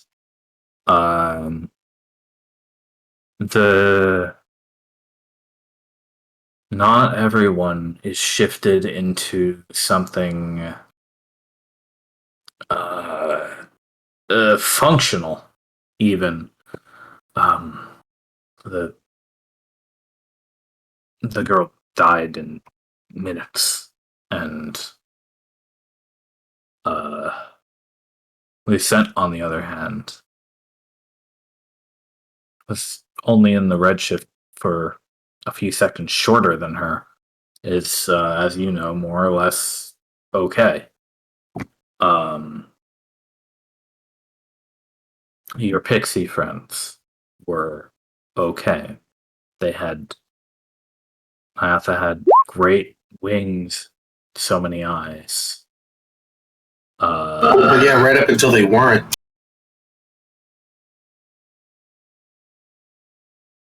Grandmother, she pulls the shifting in from other creatures and she grows thorns. It is inconsistent.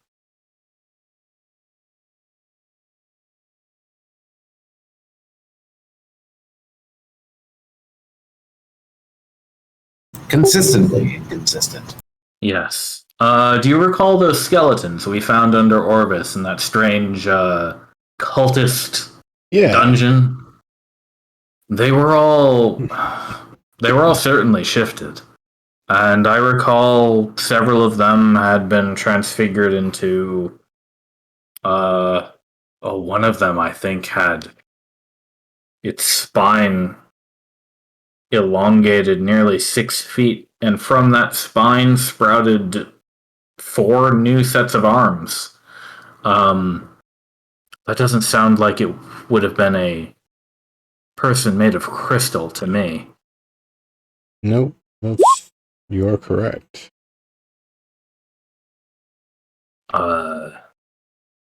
But these sorts of things have not been unfamiliar over the past centuries to people living near the Redshift zone. Occasionally, something like that.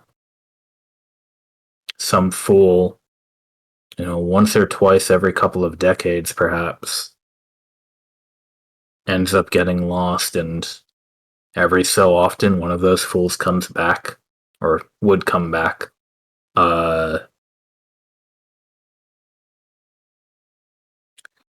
And as far as any records show,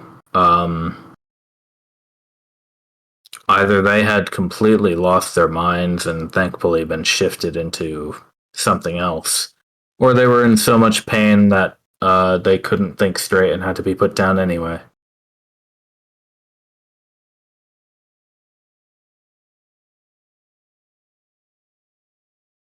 That is pretty grim. So does that answer your question?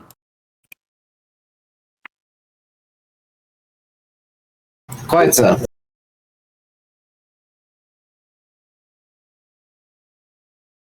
Okay, good. Now,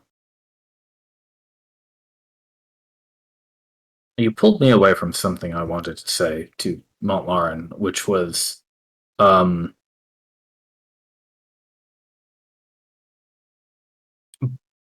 by every god, man, do not step into the storm. I don't care how strong you think your force of charisma is. If we're right about the way this works, and you are the most at risk here, one, I don't want you to throw your life away for a stupid guess, and 2, I don't want to find out what the hell you turn into. You don't need to worry, Decus. I'm just not that brave.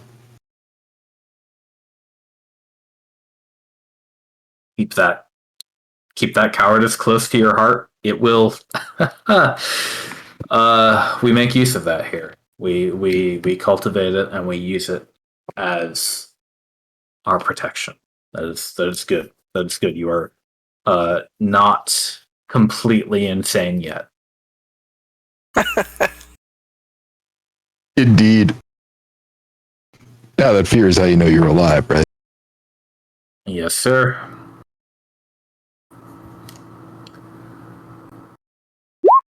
Yes, if I didn't wake up every morning wondering if the obelisk had collapsed on my head, I am sure I would be in a much worse situation.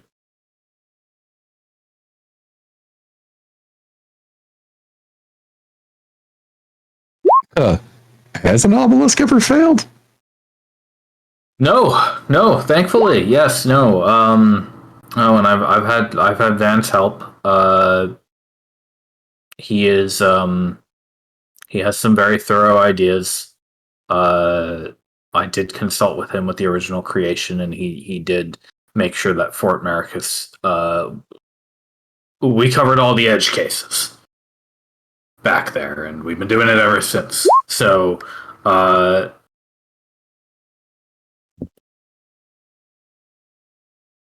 you know what? Don't think about an obelisk failing. That's a great thing. While we're on the subject, Right. Uh-huh. No, I'm glad to hear they're so reliable. It's very reassuring.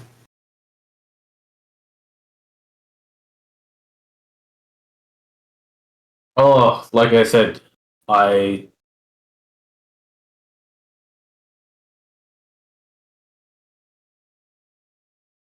I've been suffering terrible stomach aches this week.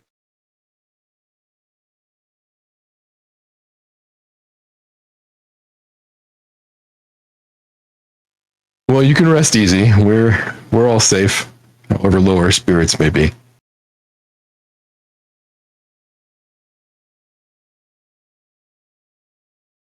Yes, dude. Would it make you feel better going over the hows and whys you think the obelisk works?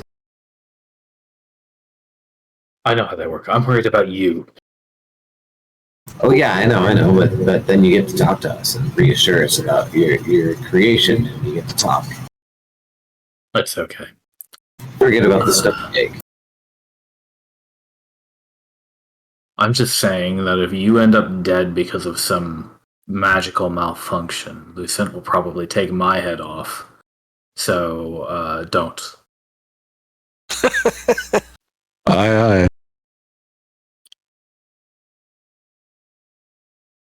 Oh. We'll take that as an order. Great. Yes. Okay.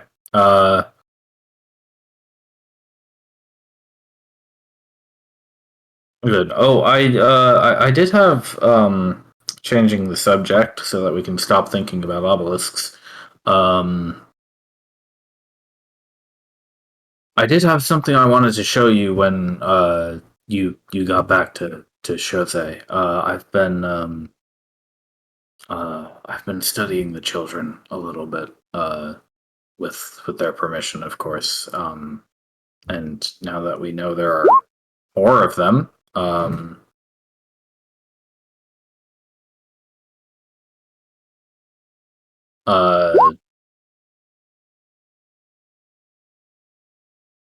thought it would be appropriate to give them a name as a species.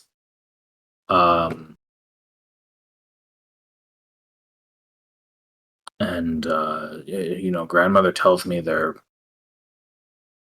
pod has only grown larger over time, and all of a sudden there are 2 of them, doubling the number of these children in the world. Great. I mean, I'm glad Pretty remarkable. we grabbed those when we could. Maybe next year there will be 4. If it doubles again. They seem to be on being born on an annual basis. It's in fact happened on the same day each year, 3 in a row. Well, That's remind me, interesting. did we have 2 different pods staggered? Because I know we had the 2 different seeds. No, it is only the one. What happened to the other one? It was supposed to have been delivered to you years ago. Didn't we take one and gave her the other one? Yeah, but once we found out what she was able to do with them, I thought we gave it to her. We were supposed to. I put in the order for it, but things got busy, I guess. Oh, perhaps she did plant them together then. You'll have to ask and find out. I think I'm not totally sure. Because otherwise, if that's the case, then we've got another set of 2 coming a little later on, and then we're. Is it going to be doubling? Is it going to be different? There's this sequence. This interesting mathematician found if you add the last 2 digits of numbers in a sequence, starting with 1, goes like 1, 1, 2, 3, 5, 8. You know, that sort of pattern. It applies very well to things in nature. I wonder if it's going to be something a little more like that, where it starts just taking off, and then there'll That adds just up be very quickly. giant families of them in a few years, which would be fantastic because, who better to be one of the natural inhabitants of the land here than them. Once we've cleared up the Redshift, be a nice happy place. The phenomorphs will grow strong. I suppose we'll have to clear the way. When we get there.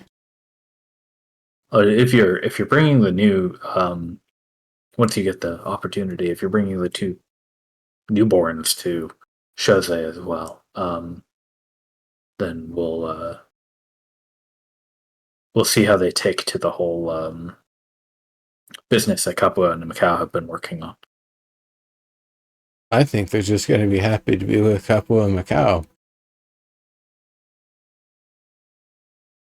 But then, I hope so. it'll be great to have them grow under mentorship and maybe get a head start on kind of learning the processes and the methods.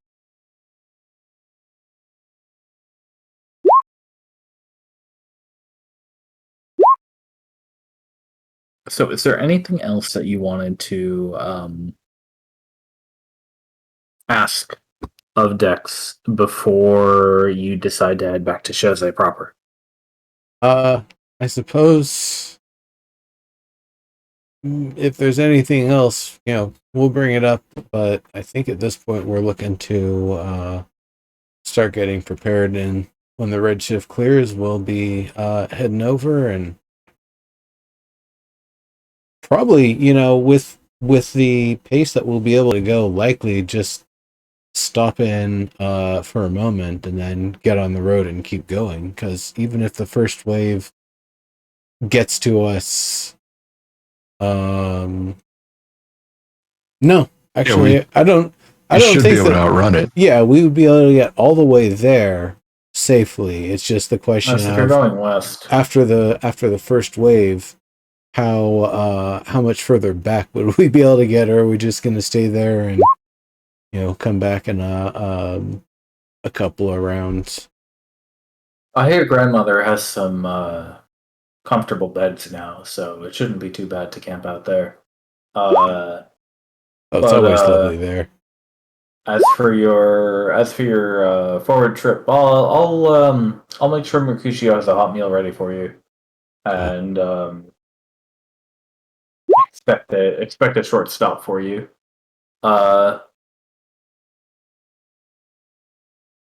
Fantastic. Sounds good. All right then. Travel safe. Look out for dragons. Just a quick question, not there, but just about the way that we set things up here. The scouts that came with Dex, did we send them back with a magic circle, or did they No, they took half of the goats back. Okay, good. I just wanted to make sure that we weren't like holding on to two skiffs here. Yeah, no. Dex and the scouts have taken that one, and you still have yours tarped up. Just a little ways south of here. Hey, everybody. What? I if it weren't for the fact that we would have to bring back a second skiff, I almost like the idea of just magic circling back to the hidden house and shaving off. Maybe we'll do that on the way back instead of instead of riding back from grandmother's. Yeah, once we get there, we just whoosh ourselves over to the hidden house and make our way down from there. Oh, we won't. Don't even tell them. It'll just be a surprise. Suddenly, they'll be hearing us all, playing our instruments, banging on whatever rhythmically. It's like, who ordered a band? Wait, huh? From we weren't expecting you now or from this direction. The idea of abusing our magical powers, yes. It's not abusing our magical powers. This is actually a very conveniently tactical decision. You remember, bring up the map here again real quick. I think someone might forget, on your own lovely map. I'm sure you're not forgetting. Just, maybe it's been a little while to see exactly how far away we are at this point. Like, if we look where Chose is at, Orissa's tower is still a long ways away from Grandmother's Grove. That is going back into some year one business, if I'm not mistaken. Certainly by year two. Oh, no, you're absolutely right. No, this comes purely from my experience within the guild and how they keep magical components and such stuff to the higher ups. Yeah. Well, I gotta say, a little bit of fancy chalk ain't too big a deal. We got plenty of it laying around. We're supplied. Well, you don't have plenty of it laying around. You have access to enough for emergencies. Yeah. I mean, getting the wand halfway all the way back without having to deal with any encounter checks or anything like that. That's kind of an emergency. I mean, you use it wisely. Tactically, emergency, I would say making sure that we've got the front lines reinforced once again is a pretty pressing sort of thing. I would also like to create a stash of sorts, since we're going to so many key places, Alvis Tavern, if we're going to use the teleportation option, would like to create sort of like a stash box of important items and such that he can hide at the house for when all of this stuff is over, or also to be used in emergencies if it must, but mostly for when he can finally live in it. Yeah, that's a good idea. Having some dry rations and other things just to make sure it's always covered. That said, don't we always have a couple of scouts or lookouts there just in general, or? Yeah, there's an obelisk there now. Yeah, so there's a few select people who have permanent knowledge of the place, who camp out there. Yeah. Oh right. Basically using it as a watchtower. Yeah. Being able to use the that spyglass there, or the big old telescope. Yeah, that really helps. I can't remember, what did we do? Did we get a better telescope and take that one off to put it somewhere safe for archiving, or did we decide that was a silly decision and just use the one that's there? The one that's there is able to be used, although it is very old. Well, I mean, we did everything could to mend all the parts and get everything as nice and working order as we could while we were there. So at least I would have. I seem to recall that. Yeah. So, great. That's good. We should definitely, you're right, have a bit of extra fancy chalk over there. What about our access to fancy chalk from the Empire? Seems like something they probably have a lot of. They do not have it. They don't have a ton of it because there aren't that many people who can use it. It's something that Dex has a stash of. There are a few people, like other maybe 2 or 3 people of Dex's caliber in around the area who have their own stashes. It's something that Dex can obtain if he needs it, but again, it is very much a kind of emergency tool. Rare chalks and inks infused with precious gems. Yeah. Would I be able to, from all the places we've been, asking everybody who throughout the entire expedition who can get to an obelisk and provide answers, do we know of locations where we've got the rare chalks, and among our things, do we have precious gems? I think you guys have spent all your precious gems. I know you've gotten some, like here and there, but I think you. Yes, I've spent all my precious gems. I want to parse the language one more time here. Is it inks infused with precious gems worth 50 gold, or is it some combination of rare chalks and inks infused with gems? Like, do I just need a few drops of the ink if I've got 50 gold worth of rare chalk? Hang on.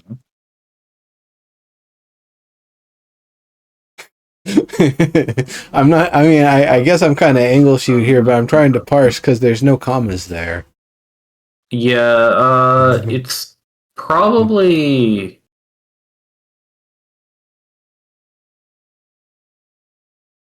I'd probably say like 40 GP of gems and then 10 GP of chalks and inks, basically, right? Okay. Well, when you put it in that context, we don't ratio. We don't really have that sort of gems just kind of laying around.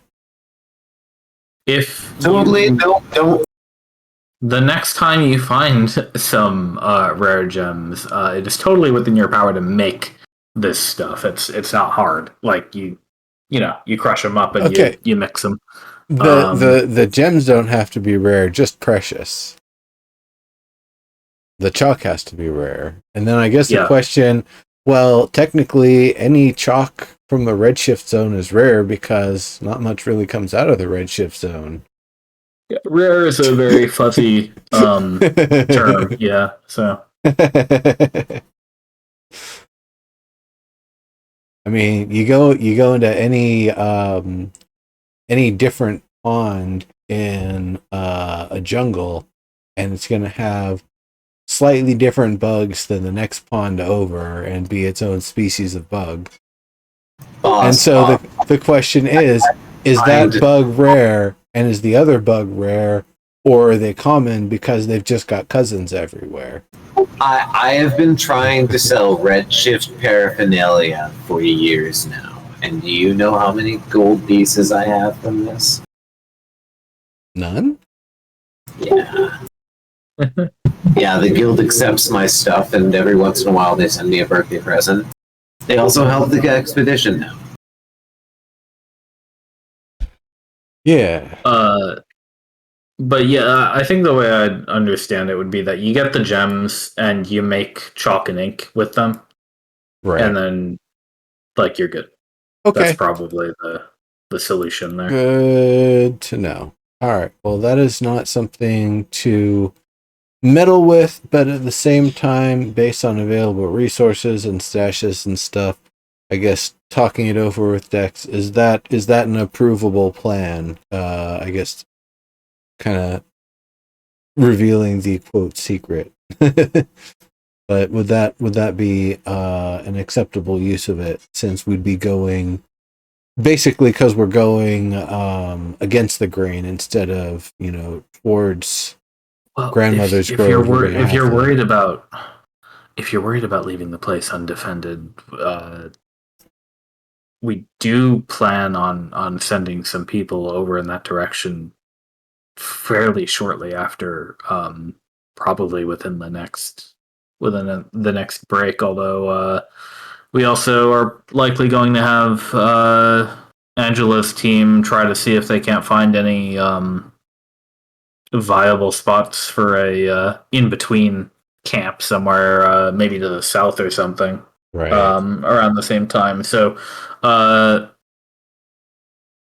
it's not like we're going to be completely undefended for very long. And if something does happen, we'll hear it from Arisa.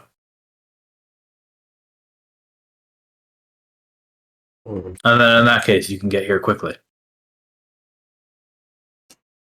Okay, so then we'll just keep it on reserve, and if something comes up, we'll use it. Otherwise, it looks like we know the plains there pretty well. We've dealt with the swamps before. We could probably get up to Castus just in a couple of days if we kind of push it a little bit, and then from Castus we probably have enough time to get to Arissa's tower before the Castus first to wave Chose by the road is fairly doable on a good week. So I don't even have Grandmother's Grove on my map. that's to the west. I'm saying just cutting from Grandmother's Grove straight to Castus, not going on the roads, but just a beeline. Yes. And that wouldn't take a week. That would give us. Would that give us enough time to get to Chose, or would that only give us enough time to get to Arissa's tower? Probably at Arissa's, yeah. Okay, well that's still pretty good. Roll down, Naya.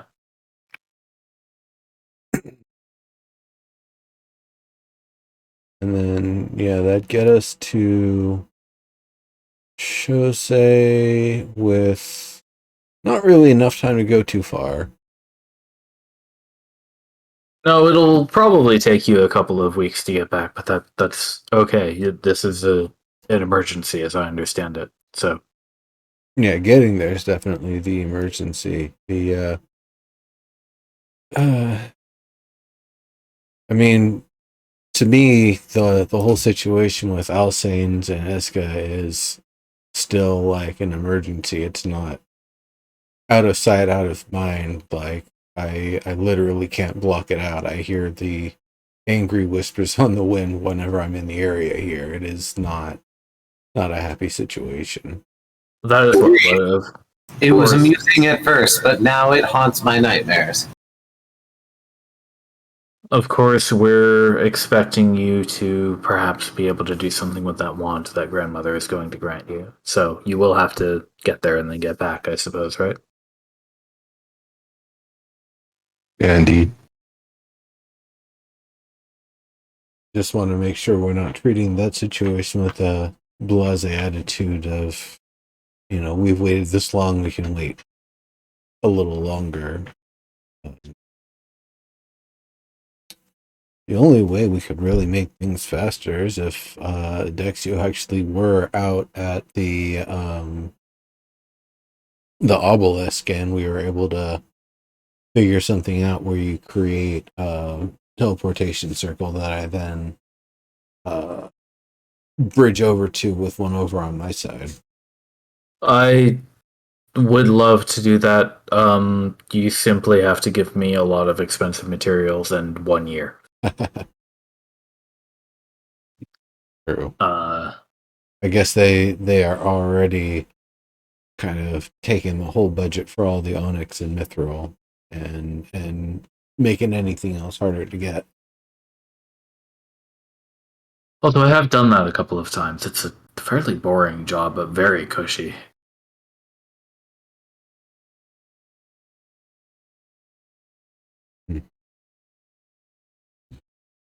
Oh. I honestly don't recommend it unless you are very good at staving off boredom. No. If there's other people to entertain, that's easy. That's why you hire a bard. So,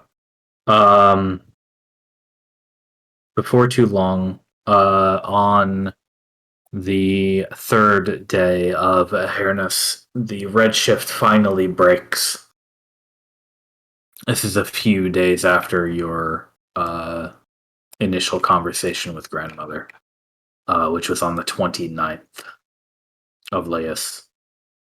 And you were able to leave your cave. Naya, you're able to safely carry Nyatha's body. Okay. Mazia rides in whatever pocket nearby she can for the most part. Not a cave anymore.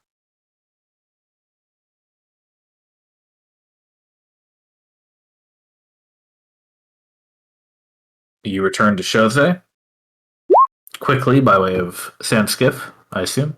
I assume you're taking it? Yeah. Yep. Using magic and I mean, Naya, do you wild shape for this, or are you going to let everybody else handle it? Because, like, you can give somebody else the pixies. I will hold on to it I have the wild shape prepared, so and promise not to use her as spell components. I can Okay. gust of wind it. And so it only takes you a few days to get back to Chose. You stop in for a bit, and I assume, like you said, it's just a stop in and then head right back out. How long is a short rest for a druid? 1 hour. 1 hour. Do we have an hour? Absolutely. You have an hour Okay. on the boat when you're not when you're not personally driving it, Naya. Sweet. So I'm gonna Yeah. short rest then, Also every night. and that clears my wild shape, so I have it again. And again, and again, and again. Yep. Yes. Okay. While you camp out, Mizia mostly spends the evenings opening up the basket and crawling inside. Where you'll find her curled up in the morning. Yep. How often do I have to feed Seymour? It seems to respond well to being watered, mostly. Got it. Now, when you arrive at Chose, I assume at some point you introduce this thing to Dex. Oh yeah, Okay. with my contraption and all. Because he says, "Oh, I think I recognize that." It's my pet.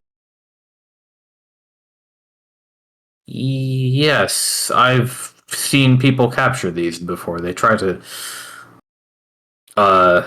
collect plant matter and grow. I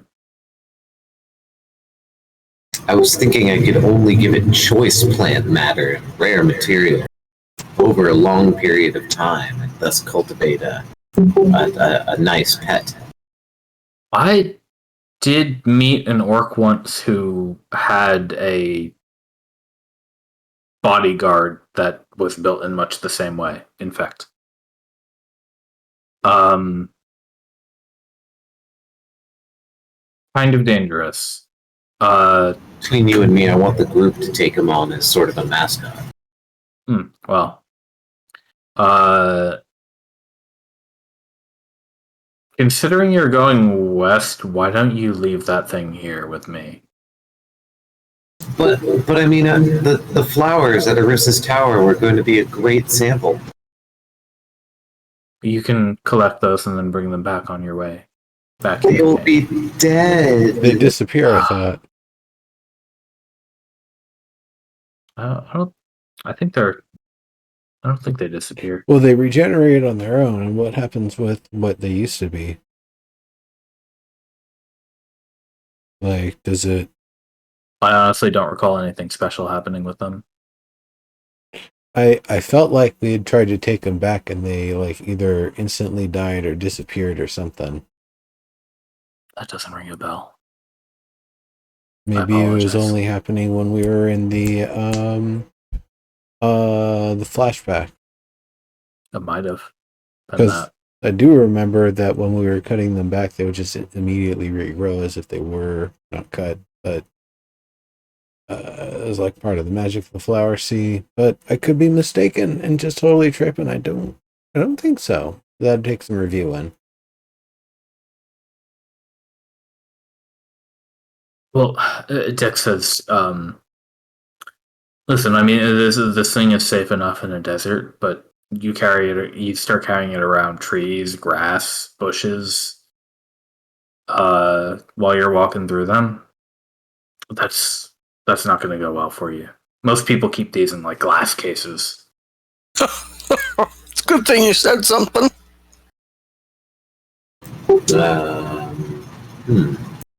So I'm not going to tell you can't keep it, but keep it here when you're traveling west, because especially if you're going to Grandmother's Grove. Uh-huh. I wanted grandmother to take a look. I think that would be dangerous. She is made of wood, you understand. Oh, I do, but she seemed quite interested too. I think this creature of yours would be very interested in her as well. And on that note, please do not bring this thing within 500 feet of the children. Do you have a glass jar? I can get you a glass jar. I don't have one on hand. Not one designed for, long-term carrying of this kind of thing anyway. And we're only here for a few hours, right, team? Right. Shit, so I can't just, make me a glass jar out of, a forge and some of the sand here in the desert? No, I will get you a glass jar. Leave it here. By the time you're back, I will have it set up for you. Okay. Okay, great, good.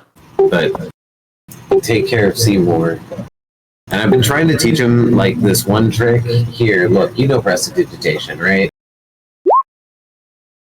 So I try to make the scent of lavender as a calling thing, right? Calling card, right? So I've been trying to make him come to the scent of lavender. I don't know if it's working well. I've only been trying it for a couple of days.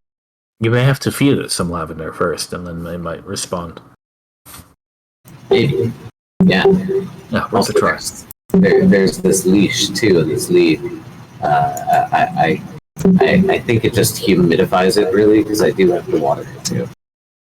Please take good care of Seymour. These things are very low maintenance. In fact, they're below low maintenance. They maintain themselves. That's why it's dangerous. So. Oh no, that's exactly why it's the perfect subject for bonsai. I can't disagree. Don't worry. I'll take care of it. It'll be fine when you get back, and it won't have grown a bit. It's precious. Well, unless you find something rare and awesome seemingly growing in the desert, and then maybe let it grow a little bit, but not a lot. Okay. And then you see how I've been trimming it to try to make it like a little guy.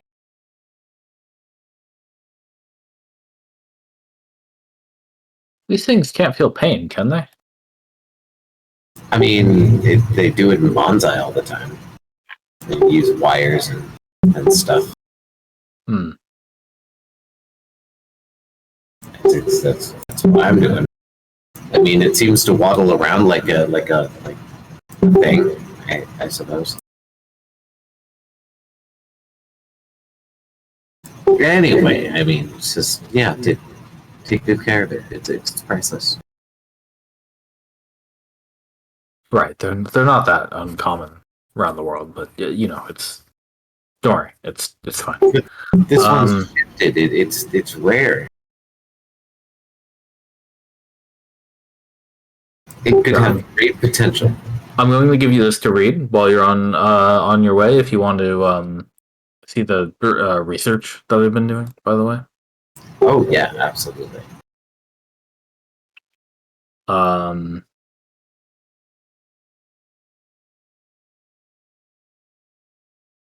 moving on to the rest of your trip while you have that available.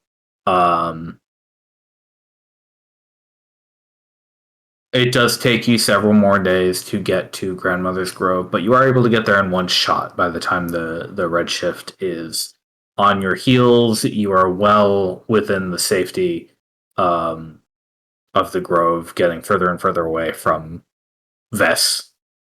And I am simply going to put you over there. No encounters. No, the areas west of Chose have been made quite safe in the meantime. Now let me put the tokens.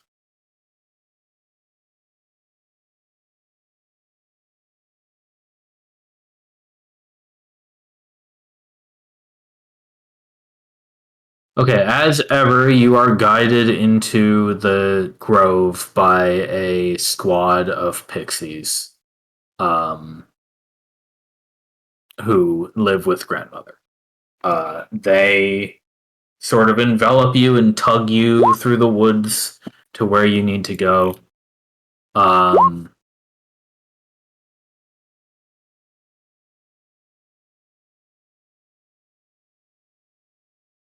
Mizia watches. They don't bother her.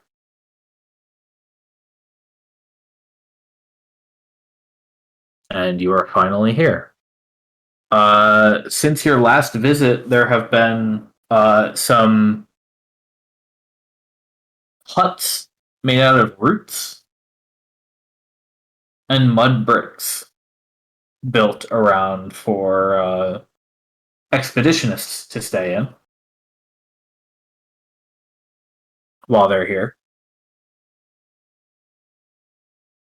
And you notice, of course, that the flowering seed pod belonging to the children, the Mara, has grown from a bulb to a sapling of its own. So here you are.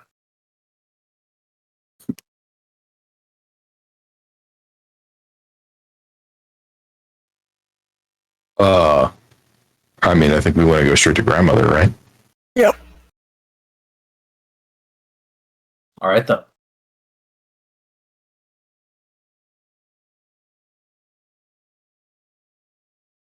You go straight to Grandmother, and Mizia is right by your side. Oh, and you do walk past to the two children. One of them They are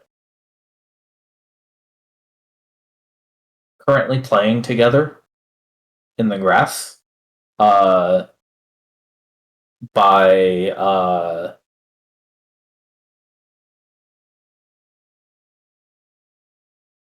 both of them plucking at the cords of a single lyre that appears to be made out of wood and plant fibers. That's cool. One of them is very pink. The other is kind of a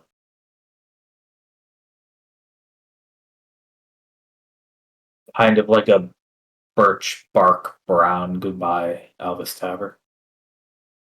Did we lose him? Looks like.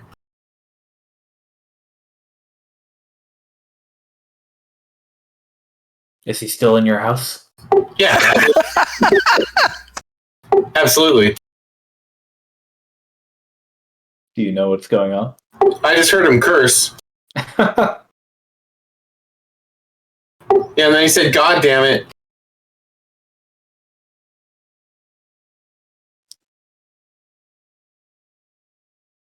I assume he might be back. Okay.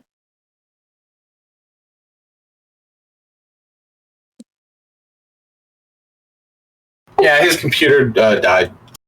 Oh, Yeah, he is now restarting. okay. Shall I wait a minute?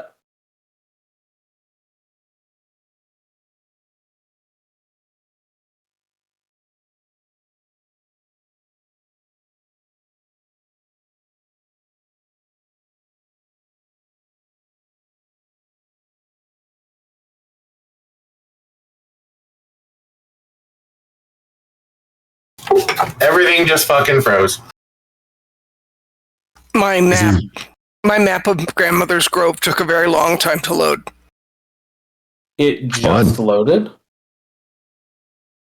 We've been on this map for like 5 minutes now. Yeah, it probably took 45 to 60 seconds for that map to load, Okay, thank you. which is very rare for me to have that kind of an issue.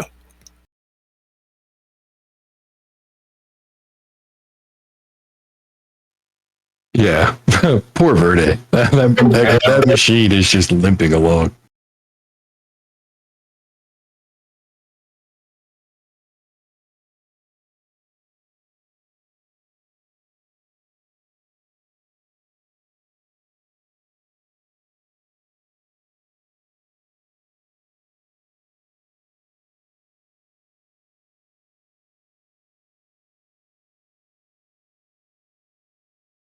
Plant people drawings.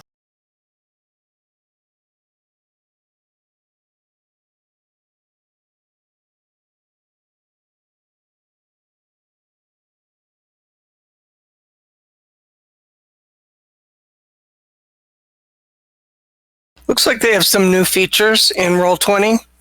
Where I used to go and get my characters now is artwork. Art library. All that, yeah. Oh yeah, it got stuck in between the character list and the chat. I saw that myself. Isn't that helpful? Wait, what? It's for us, for the user, it's chat, then the art library, then the compendium. Or the Oh, journal. that's how it Yeah, is and- for me too. Yeah, and the art library is like all the stuff I personally own. It's not your art library. It's like if this were my campaign, that's what I would have seen. But as a player, you usually don't see that tab. Well, That's weird. and I of course have nothing in it. It's just taking up space. Yeah, that's kind of odd. Yeah.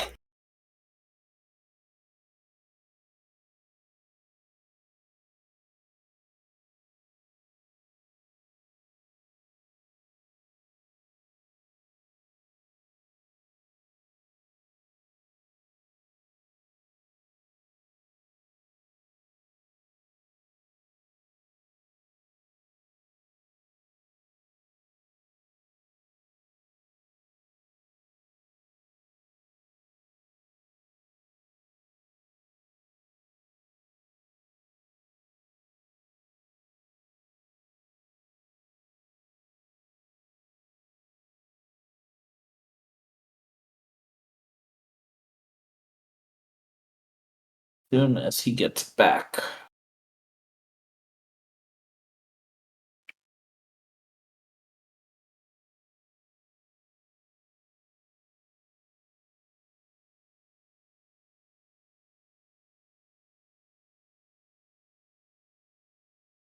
Welcome back. Yeah, thanks. I too am back. I was grabbing food. Okay. So, we were having Montlarin and Naya and Mizia present Nyatha to grandmother. Yes. Right. Yes. Okay. Yep.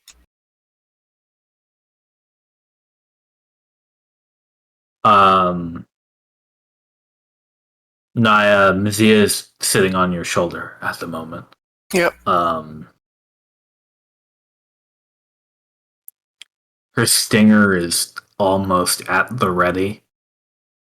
In some tension.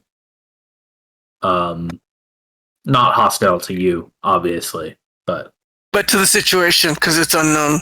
yeah. Okay.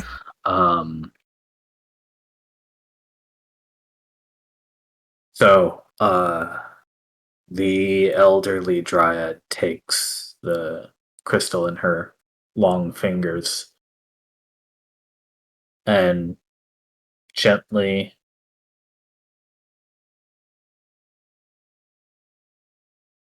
examines, closes her eyes, and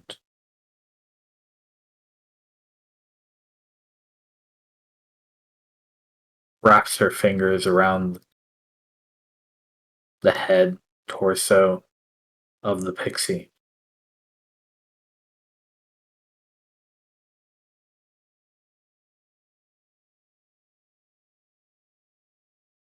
She barely even said anything to you coming in. Not that she needed to. She saw you and she knew.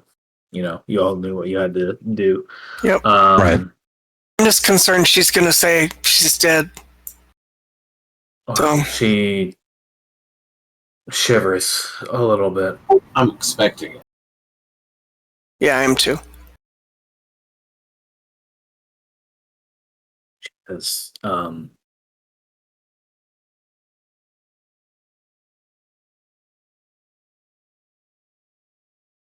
sorry, dear, but I think her soul has long moved on.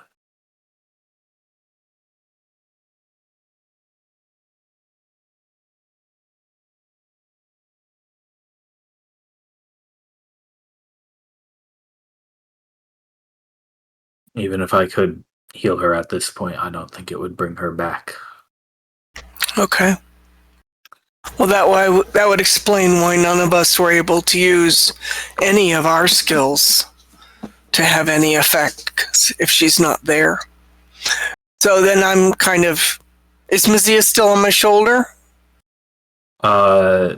From your left ear, you just hear the word "oh," and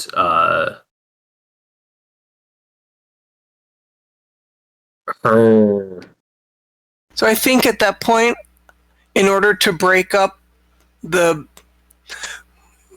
I don't know what's going to happen next from Mazia, is I would do a formal introduction of Mazia to grandmother. She, her green skin suddenly turns mottled brown, and her hair wilts around her, and she lights off your shoulder, turns invisible, and flies somewhere else. Oh.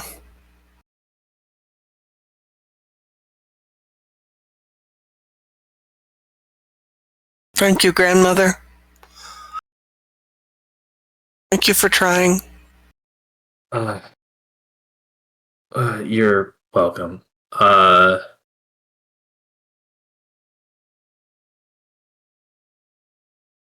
I'll give her a little bit of time, and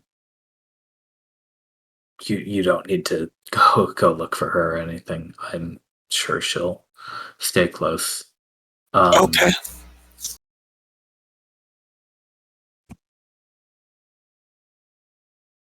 I'm glad you came here anyway. I'm really happy to see you. Me too.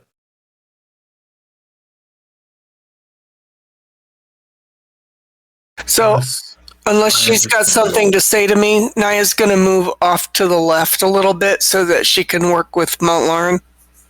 And not. Well, she says, yeah, okay.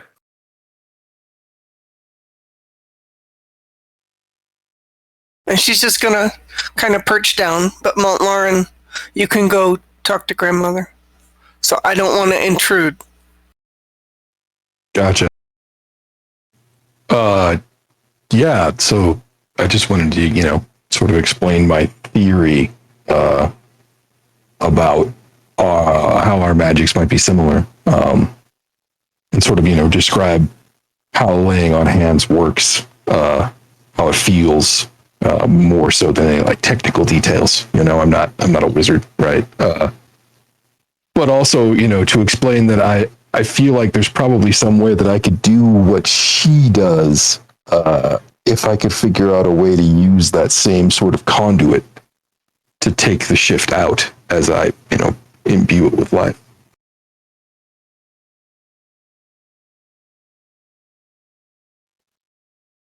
Do you want to do that, boy? Look at me. I'd like to know how.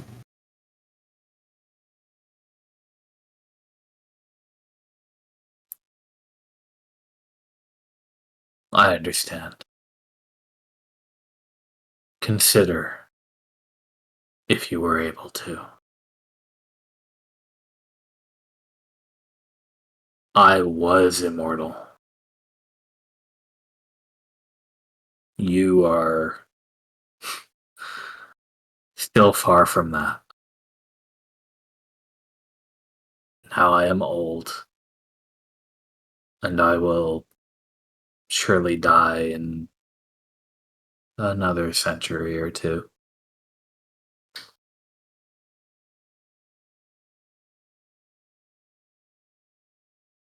The same fate would surely await anyone who did what I do.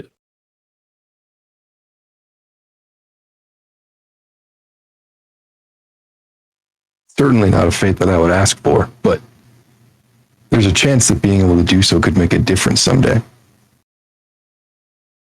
I And think another consideration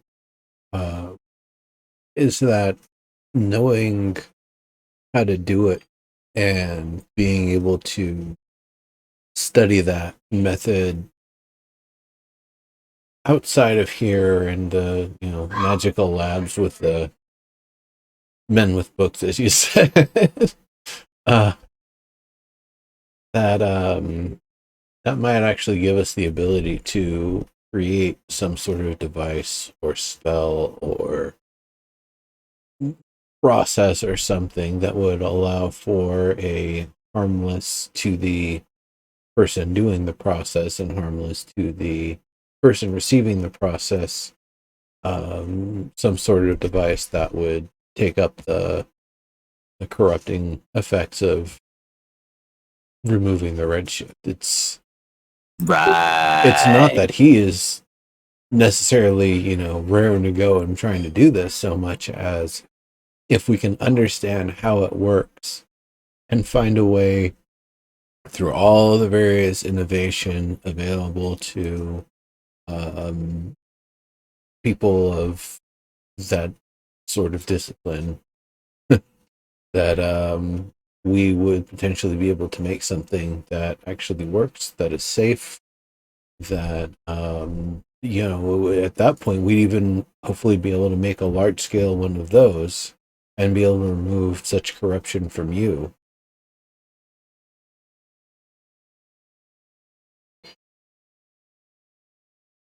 That's the part of understanding it that we're we're hoping to learn.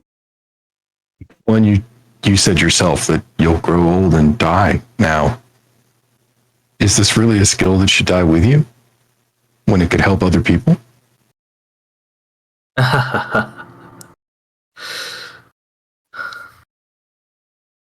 Well, if I wasn't going to tell you, then you would have certainly convinced me.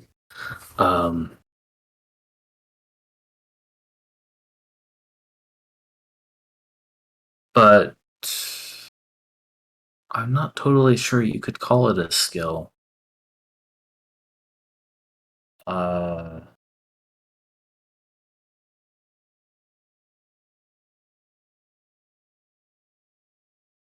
That's fair. Want or need or instinct, perhaps. By my nature, I cannot abide corruption. Even though, look at me. But by containing it, the laws of nature are maintained.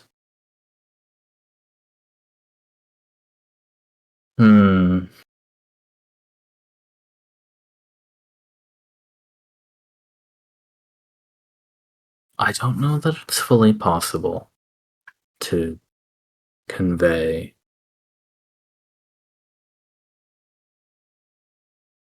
such a thing to even a dedicated mortal, because you are, by your nature, not bound by those same laws of nature. Do you understand? I do. At the risk of impertinence, I'm not entirely certain that you understand my nature, though. Oh, I'm sure I don't fully. Feel free to share. What's the best way to put it? I have put my faith in a vow to ensure that the light and joy of life is always present, that it will never be swallowed by darkness. I believe I was there when you made it. Yes. This vow has granted me incredible abilities Yes. to heal, to cure disease. And with every passing day, I feel myself growing closer and closer to creatures of your nature rather than mine. And I think that that's a piece of this vow. Already, I feel as if the world around me responds to my presence in ways that I never did before.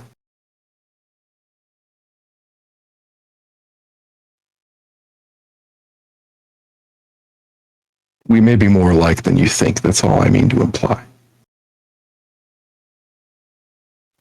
And in fact, in about 15 levels, we're going to be a lot more alike than you think.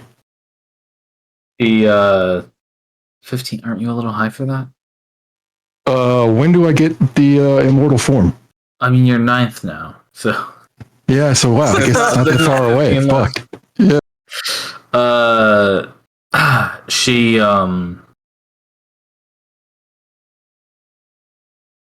She reaches up and her hand returns holding a wand.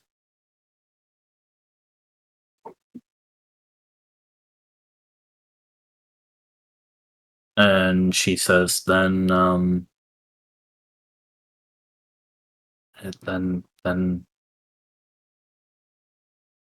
ahead and prove it. And see if you can learn to use this. Take it, dude. Oh, I'll definitely take that if she's offering it. It was made for you all. Of Right. course. Yeah, I mean, it's what we're here for, right?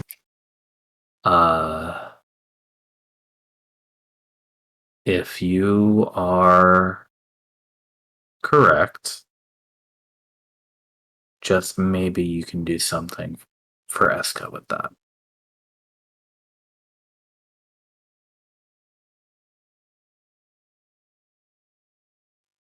Thank you. But remember, barring some miracle of your technology,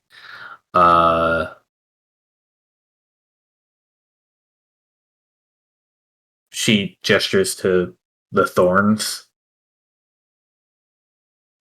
which, of course, also twist out of her own body. And she says,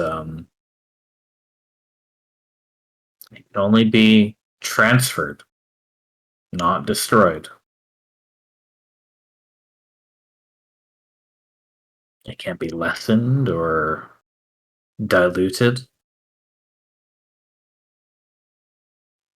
Can't be reversed. Only traded.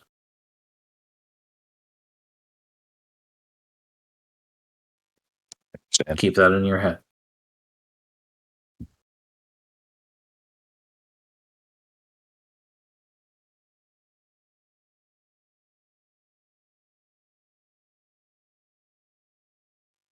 Yeah, it's 11 levels. Pretty far away. Yeah. Especially with the way the XP curve works in this game.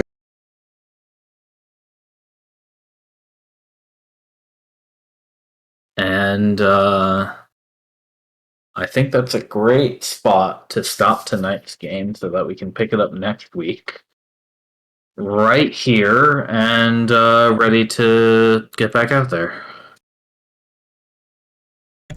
Oh, yeah. Thanks for the session. Whoa. Someone's still using their non-headphones. But yeah, that was good stuff. Thanks everyone for coming. Thanks for hosting, and everyone out there. Thanks for watching, and see you later. Thanks, everyone.